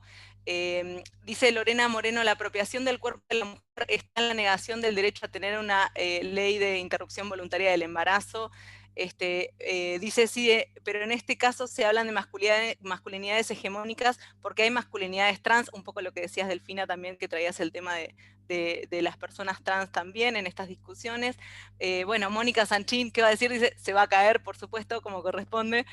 Ana Jaime dice, son siglos de machismo, va a llevar su tiempo de construirlo, celebro todos y cada uno de los instantes en los cuales nos replanteamos lo que decimos, cómo lo decimos y qué acciones concretas, sistemáticas se tienen que hacer.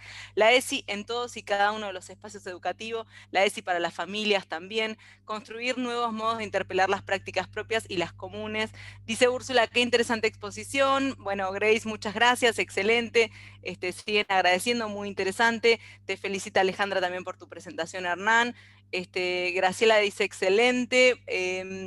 Las presentaciones de ambos, quisiera saber si hubo o hay estudios a los ámbitos abordados y si lo hubo, ¿cuál fue la respuesta? Dice Estela, podemos hablar de masculinidades violentas y hegemónicas y nuevas masculinidades como distintas categorías, incluyendo estas últimas, todo el trabajo, prácticas que requieren de codificación, de construcción, etcétera. Dice Magalí, hace 2 semanas más o menos vi a una mujer manejando una camioneta de Halliburton, hace más de 40 años que vivo frente a esa empresa petrolera y es la primera vez que veo a una mujer manejando una camioneta, ese es un dato también.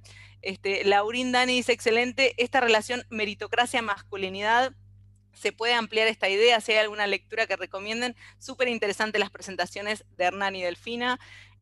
Bueno, Estela también dice excelentes exposiciones. Jesús San Martín dice, comparto una gran reflexión de Rita Segato también. Hay que demostrar a los hombres que expresar la potencia a través de la violencia es una señal de debilidad.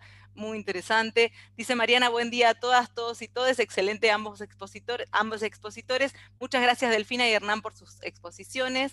Alejandra dice, muy interesante la pregunta que nos deja Hernán acerca de si es posible la construcción de masculinidades. Hace unos días nos preguntaban en otra actividad si hay algo bueno en la masculinidad.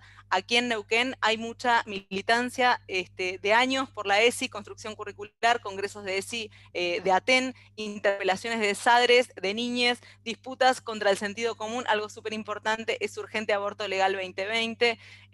Bueno, y Romina dice, he padecido en la universidad la humillación de un profesor a mis 19 años, nos decía a las mujeres que no podíamos comprender el tema porque simplemente éramos mujeres, hoy es titular de la cátedra, tengo 42 años y al verlo aún siento repugnancia. Gracias, Romina, también por tu comentario. Ahora sí, Hernán, te dejamos tomar un poquito de agua.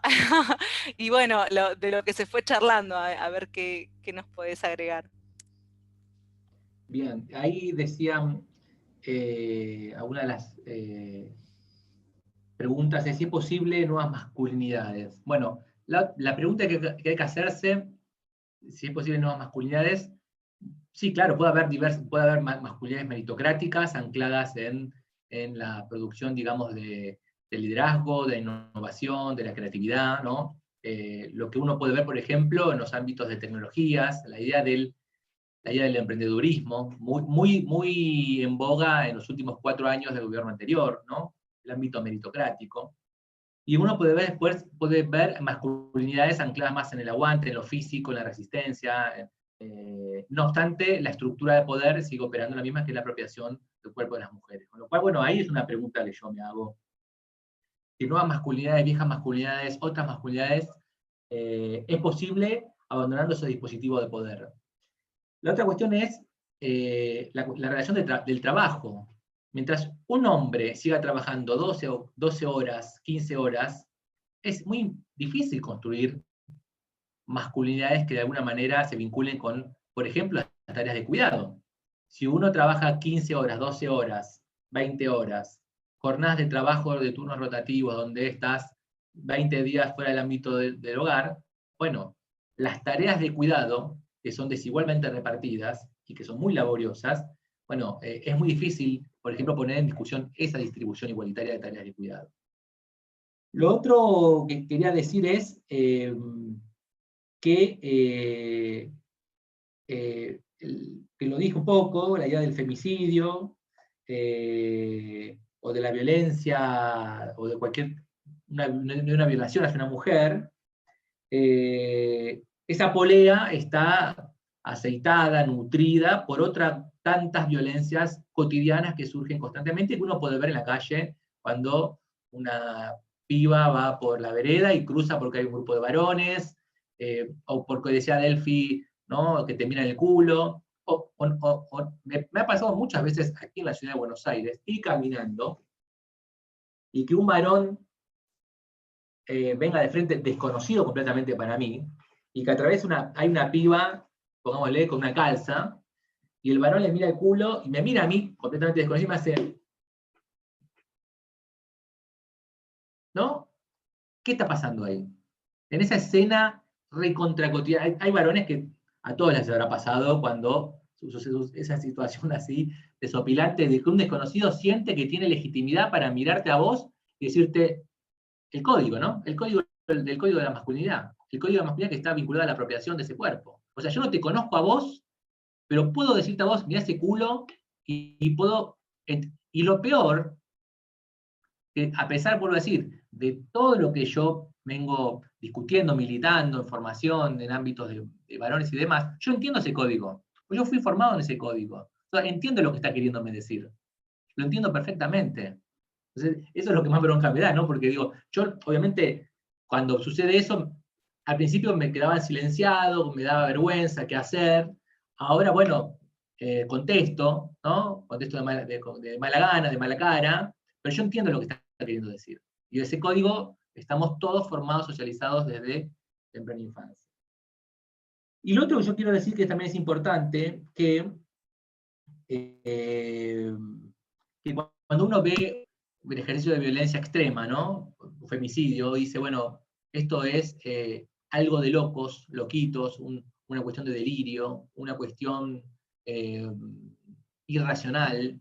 Y lo peor de todo es que ahí no hay nada irracional en ese ejercicio de violencia. Está operando esto que estamos discutiendo, es una racionalidad completamente instrumental.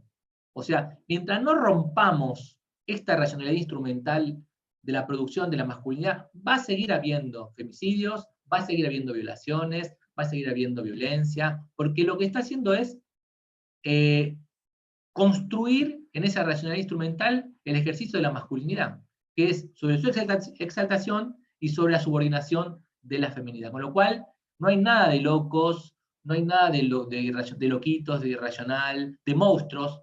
La idea de monstruo, ¿no? Como el monstruo que mató a la mujer, o el monstruo que... No, porque el monstruo es, primero, deshumaniza, la figura de monstruo deshumaniza, y además le otorga un poder ilimitado. El monstruo es poderoso. Y acá lo que hay que entender es que no hay monstruos. Hay humanos, hay personas, hay varones que ejercen una racionalidad instrumental, que estamos formados desde la más temprana infancia.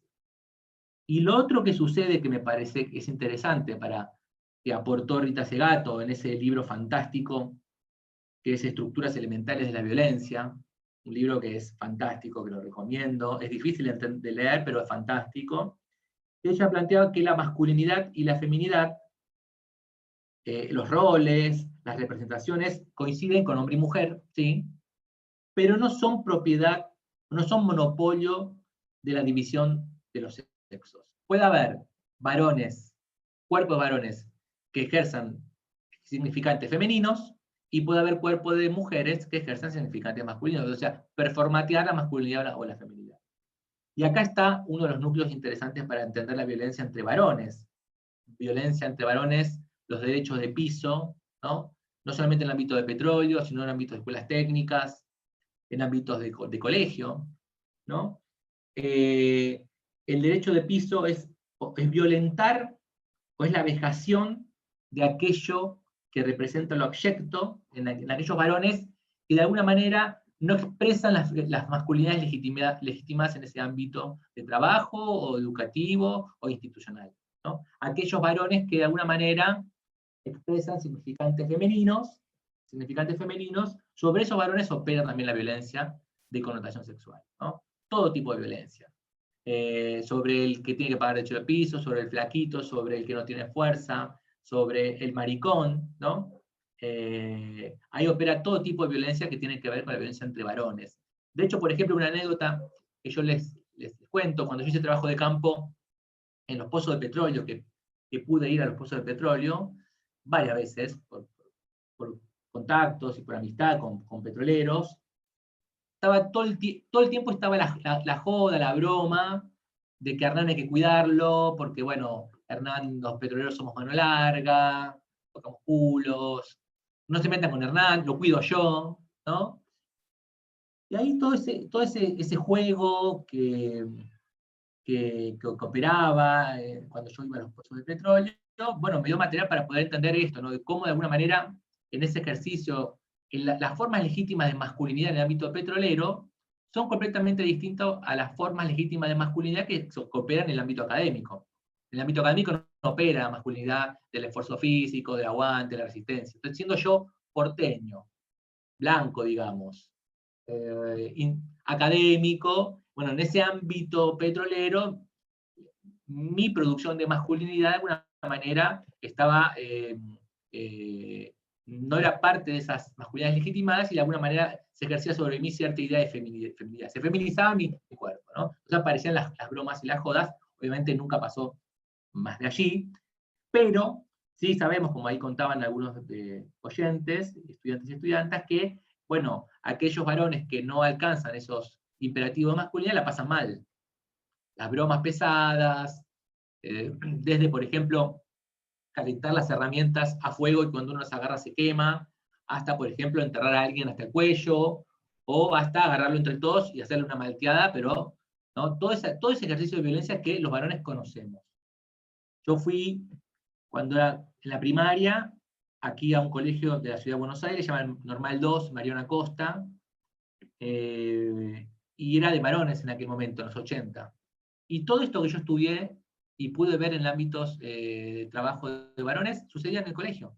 Teníamos 9 años, 8 años, 7 años, ¿no? De hostigar al que tenía cierta feminidad, de hostigar al que, por ejemplo, hacíamos una carrera y salía último, ¿no?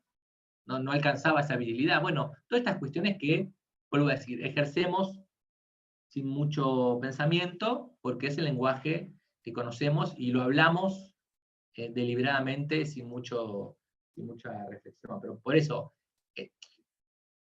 romper con esto, estos espacios son fundamentales, ¿no? Pero romper con esto, tensionar esto, deconstruir esto, es muy laborioso. Digo, en el ejemplo que yo le dije de estar con mi compañera en la plaza, digo, todo el tiempo estar reflexionando, también es mucho ejercicio intelectual, ¿no? Mucho ejercicio de energía intelectual. Porque uno decía, bueno, me libero a esta producción de masculinidad y bueno, pero estar todo el tiempo discutiendo, pensando, yo una vez dije que los varones somos como drogadictos, podríamos decir, ¿no? Es decir, vos te recuperás, abandonás el consumo, pero tenés que estar todo el tiempo alerta, de no recaer, de no volver. Yo creo que me parece que la masculinidad un poco se puede asociar a esta idea, ¿no? Todo el tiempo hay que estar alerta para no caer, para no volver a ese lenguaje.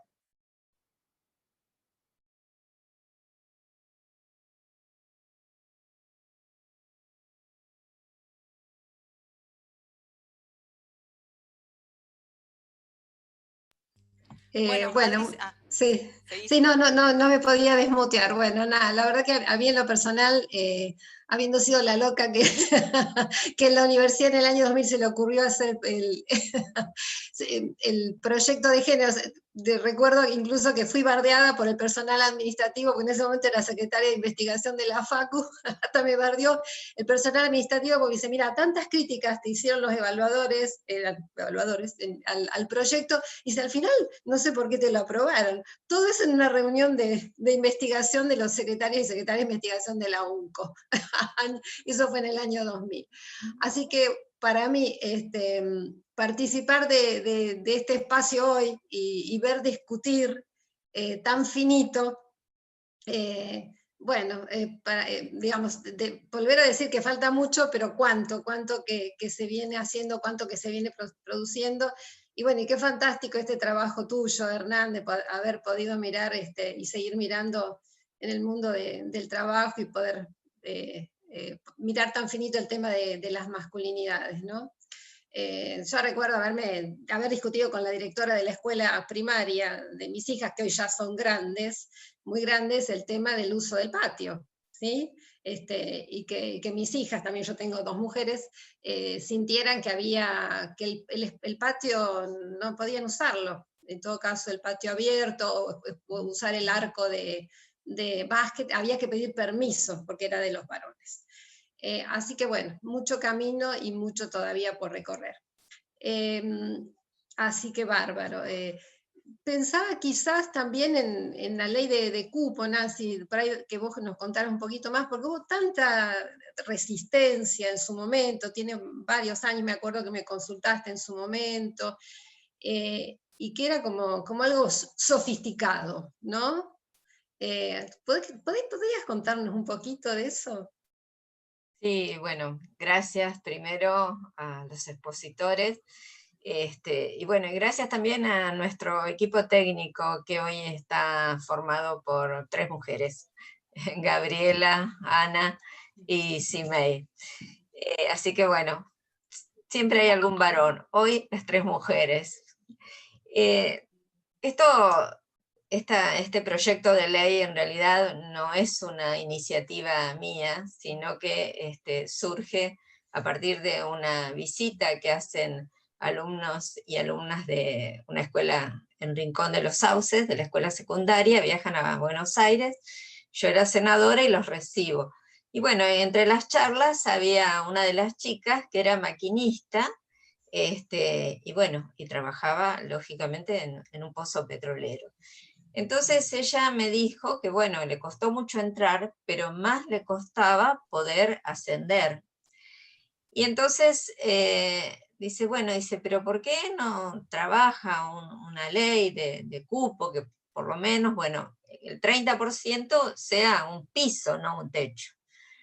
Bueno, es así que empezamos a trabajar, hacemos un encuentro en Rincón de los Sauces, concurren alrededor de 50 mujeres, después hacemos otro encuentro, yo llevaba personal, digamos, capacitado, invitamos al Ministerio de Trabajo de la Nación, a la Universidad del Comahue, a la Universidad Tecnológica, organizaciones de mujeres y demás, y íbamos avanzando en la elaboración de la ley.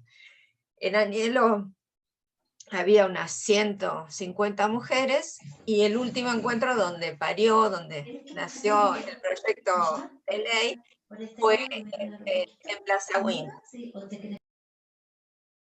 Ahí ya había 500 mujeres, ¿no?, trabajando este proyecto de ley. Y yo recordaba mucho de los testimonios, porque también fue una joven de Plaza Winkle, que ella era abanderada, y su hermano rascaba el 7 y la aprobación. Pero cuando llegó el momento de hacer las pasantías, a ella la dejaron en las tareas administrativas, y él pudo ir a hacer la pasantía realmente al pozo, ¿no? Entonces, bueno, o sea, los testimonios fueron creciendo. Hicimos después la presentación también en el Senado, fuimos sumando voluntades, se hizo una campaña a nivel nacional con las senadoras que teníamos esa actividad en nuestras provincias, Salta, Jujuy, bueno, toda la Patagonia, juntamos muchísimas firmas, y finalmente logramos la aprobación en el Senado. Esto fue en el año 2012. Después yo asumo como diputada y recibo la ley. Y bueno, uno se da fácilmente cuenta cuando un proyecto de ley llega a las cámaras, si hay un consenso para tratarlas o no, porque es a la cantidad de comisiones que se deriva, ¿no? En este caso, en diputados la llevaron a 3 comisiones. La Comisión de Trabajo, que obviamente era el ámbito, la Comisión de Energía, y también la de Niñez y Adolescencia, que estaba presidida por un varón, Felipe Solá. Bueno, uno de los arrepentidos también que ha vuelto ahora al rebaño. Muchísima resistencia para el tratamiento de la ley, mucho pelear en cada una de las comisiones para que se trataran, porque también no se muestran si hay una intención del tratamiento cuando uno logra una reunión en conjunto de las 3 comisiones y listo, sale el dictamen. No, acá fue pelear comisión por comisión. Bueno, finalmente la Comisión de Niñez y Familia no la trató, así que la ley cayó. Pero acá la oposición no era solamente de un sector, sino que era transversal a todos los partidos políticos que estábamos representados allí. Bueno, volvemos a trabajar, hacemos algunas modificaciones y la volvemos a presentar en diputados.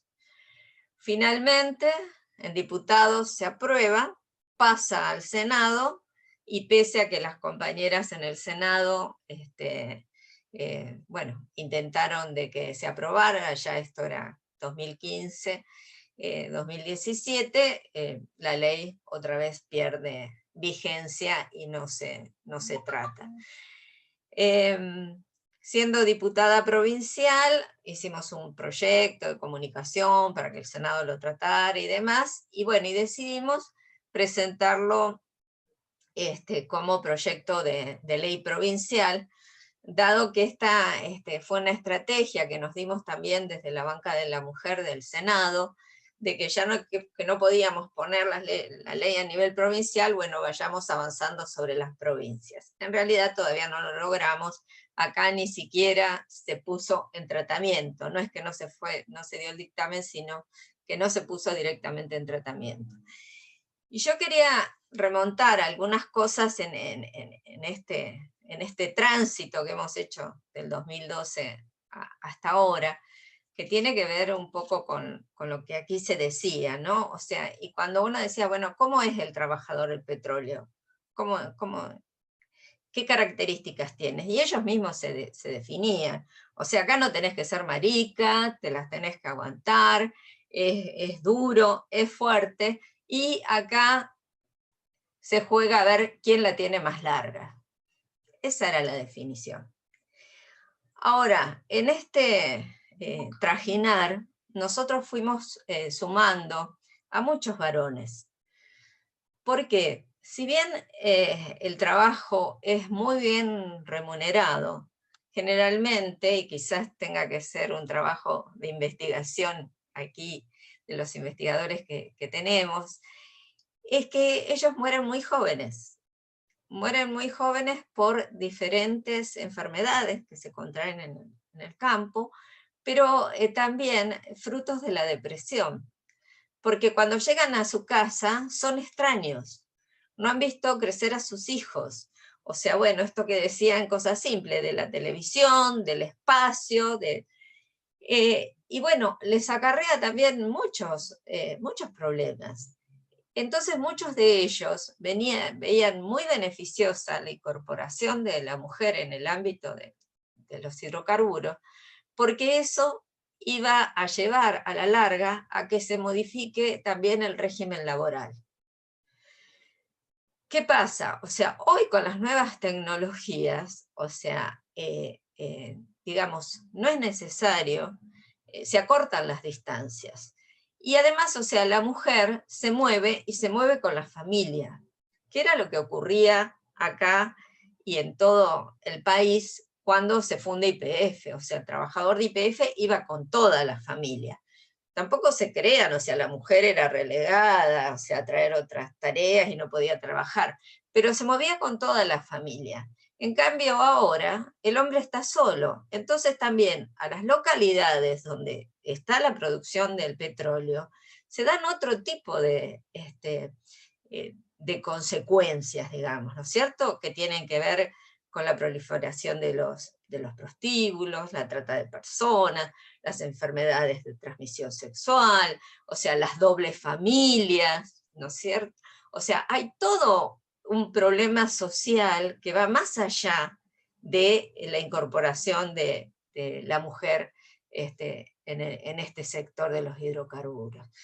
Así que nos queda todavía mucho camino por andar, como decía Adriana, y me parece que es una pelea que tenemos que seguir dando. Nosotros estamos muy conformes con este proyecto de ley, si bien no hemos logrado que sea una ley, porque se ha dado la discusión, incluso algunas empresas piensan de que ya está la ley y que tienen que ir incorporando mujeres.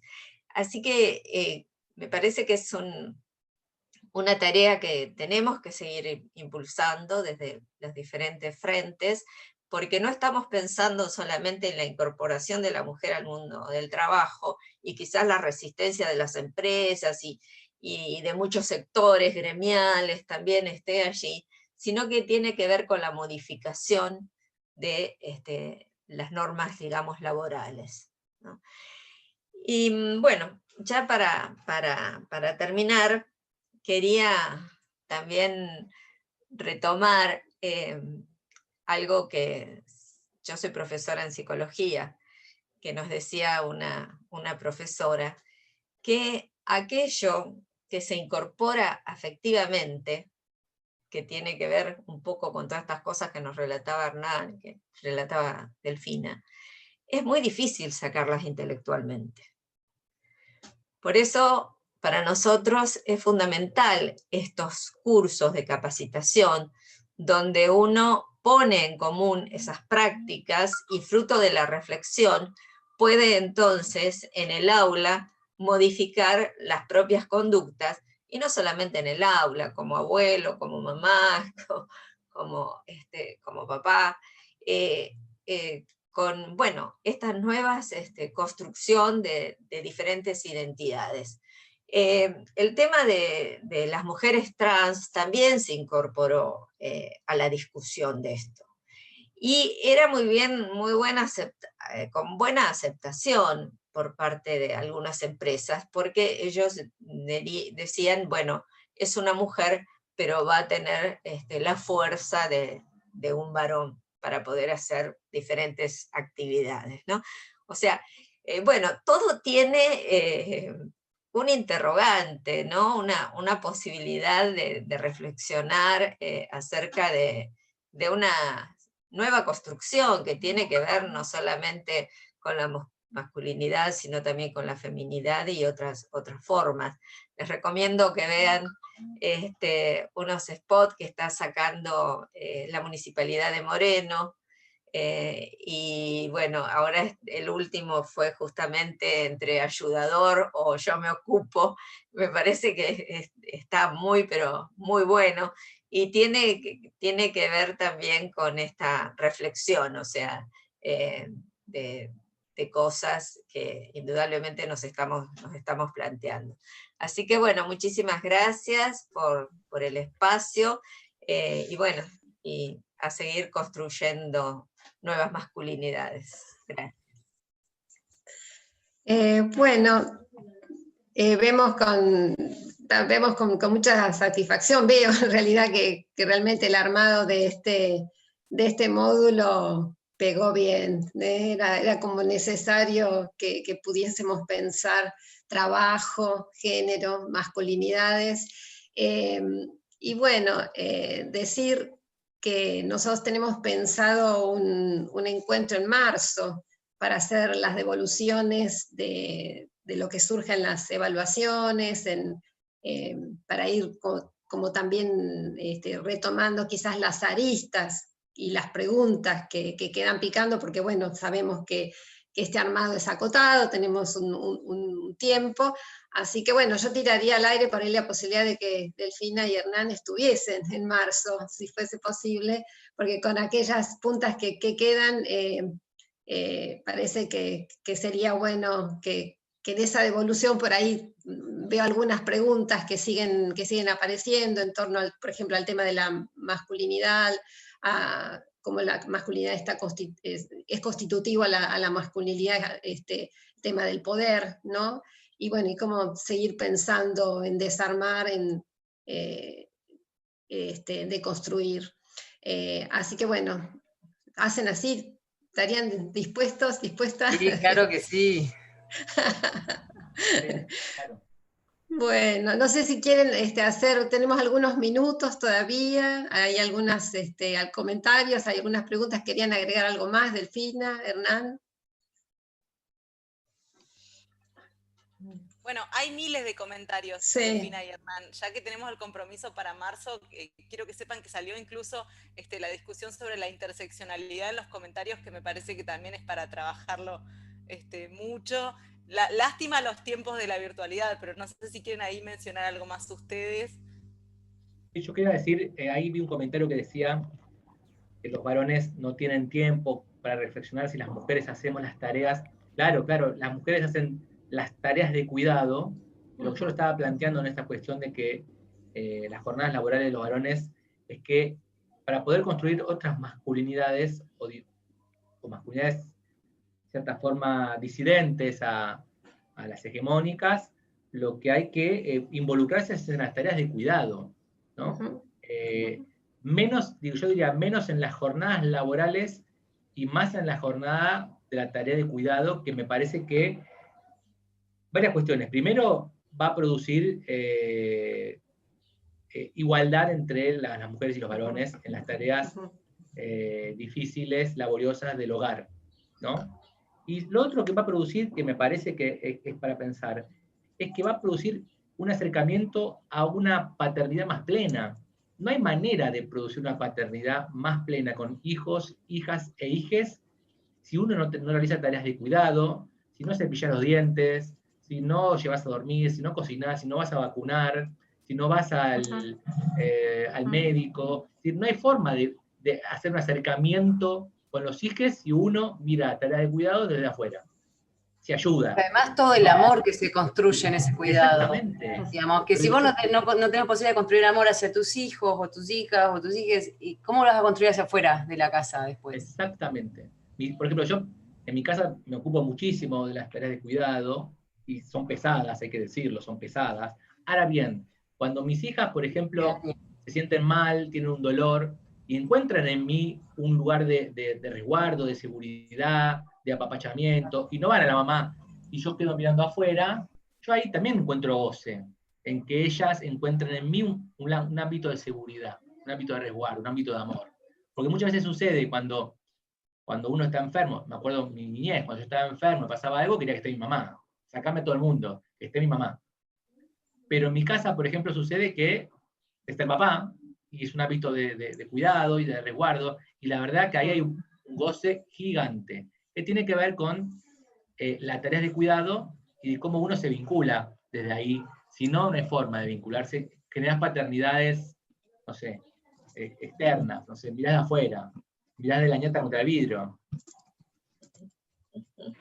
Y además cómo eso también se construye desde el día cero, digamos, en cuanto yo ponía el ejemplo de los hijos de mi amiga pegándose todo el tiempo, los hijos varones, digo, cómo se construye todo el tiempo con, bueno, qué propuestas de juego, de entretenimiento, bueno, le hacemos también a nuestros hijos, a nuestras hijas, cómo les planteamos la enseñanza del cuidado, ¿no?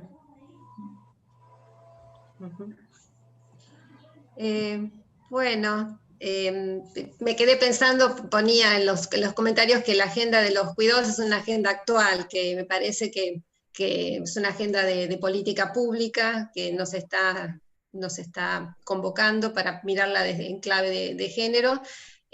Decir en la actualidad que me encuentro con el desafío del cuidado de personas mayores, en mi caso particular, el caso de mi madre, y que, bueno, que formo parte de un grupo que se llama Grupo Alma, que es un grupo que se ocupa de acompañar a quienes están a cargo de familiares que tienen Alzheimer o otras cuestiones de demencias o problemas cognitivos. Y bueno, y veo figuras masculinas, ¿sí? Veo hombres que han tomado el cuidado de su esposa, que ha comenzado tempranamente con un Alzheimer, y veo otras masculinidades. Ese grupo me nutre de distintas maneras, pero en mi clave de género, cuando los cuidados históricamente han sido depositados en las mujeres, es ver cómo esto nutre, como decía Hernán, nos nutre, nos hace tener otros registros. Así que bueno, por eso digo, insisto que la agenda de los cuidados a lo mejor es una de las herramientas, una de las vías para deconstruir masculinidades, feminidades y construir otras más amplias, más diversas, que tengan menos costos, ¿sí? Porque indudablemente las masculinidades y las feminidades hegemónicas tienen unos costos tremendos en nuestra salud, en nuestra vida. Bueno, creo que ya estamos en la hora. Ustedes pueden ver el link para poder dar la asistencia, para poder dar el presente. Agradezco a todas, todos que realmente los preciosos comentarios los tomamos, los tendremos presente para continuar, y bueno, decirles que nuestra idea es que sea una línea de trabajo en Casa Patria, y una agenda que nos queda es el tema de las disidencias, que ya han aparecido distintos abordajes, distintos registros que ya están planteados, que eso nos hace ver que están en la agenda, que no son excluyentes, que no es, y ahora pasamos al casillero no, tenemos todos los casilleros mezclados, y eso es lo importante, no usar casilleros, cruzar fronteras todo el tiempo, repensarnos todo el tiempo. Así que bueno, muchas gracias, no sé si hay algún comentario más. Gracias Hernán, gracias Delfina, gracias Laura Iturbide. Gracias a todas y a todos, gracias a los técnicos y gracias a los socios de Casa Patria que colaboran para que estos encuentros sean posibles. Así que muchísimas gracias a todos. Hoy a las 14 horas está justamente un encuentro de Cuidar en Igualdad, que tiene que ver con la ronda de comedores y merenderos sociales, de 14 a 16 horas, así que en todo caso para los que estén interesados les podemos poner allí el link, Y bueno, y a muchos de ustedes los esperamos el lunes, que estamos tratando de construir ciudades a través de los consejos deliberantes donde se respete la perspectiva de género. Vamos a recibir a la subsecretaria de Asuntos Políticos de la Nación, del Ministerio del Interior y Obras Públicas, a la socióloga feminista Vicky Tesoreiro, y además vamos a tener la presencia de una compañera, Carolina Alarcón, que ha sido concejal de Cutralcó, quien está al frente de la Secretaría de Género. Tenemos muchos compañeros y compañeras de Cutralcó que seguramente conocen su trayectoria, y bueno, la vamos ahí lo veo a Jesús San Martín, y no sé si hay algún otro más por aquí, de Cutralcó, que seguramente va a ser un placer escuchar lo que ellos están haciendo ahí en la localidad. Así que bueno, muchísimas gracias a todos y a todas, y nos vemos prontito. Gracias. Gracias.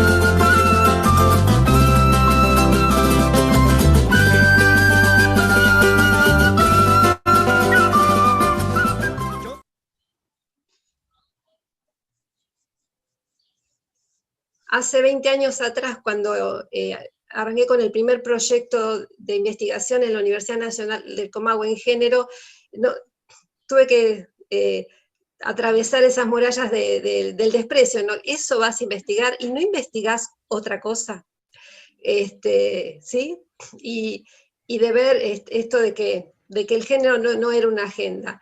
Saber que la agenda ha aprendido, que aquellas jóvenes que en algún momento me miraban en las clases y decían, género, sí, ya está. Y podamos haber comprendido con dolor, con mucho sufrimiento, que no está nada, que falta mucho. Porque tal vez a diferencia de otros contenidos, que tal vez uno los cursa y los aprende y después, bueno, los reaprende.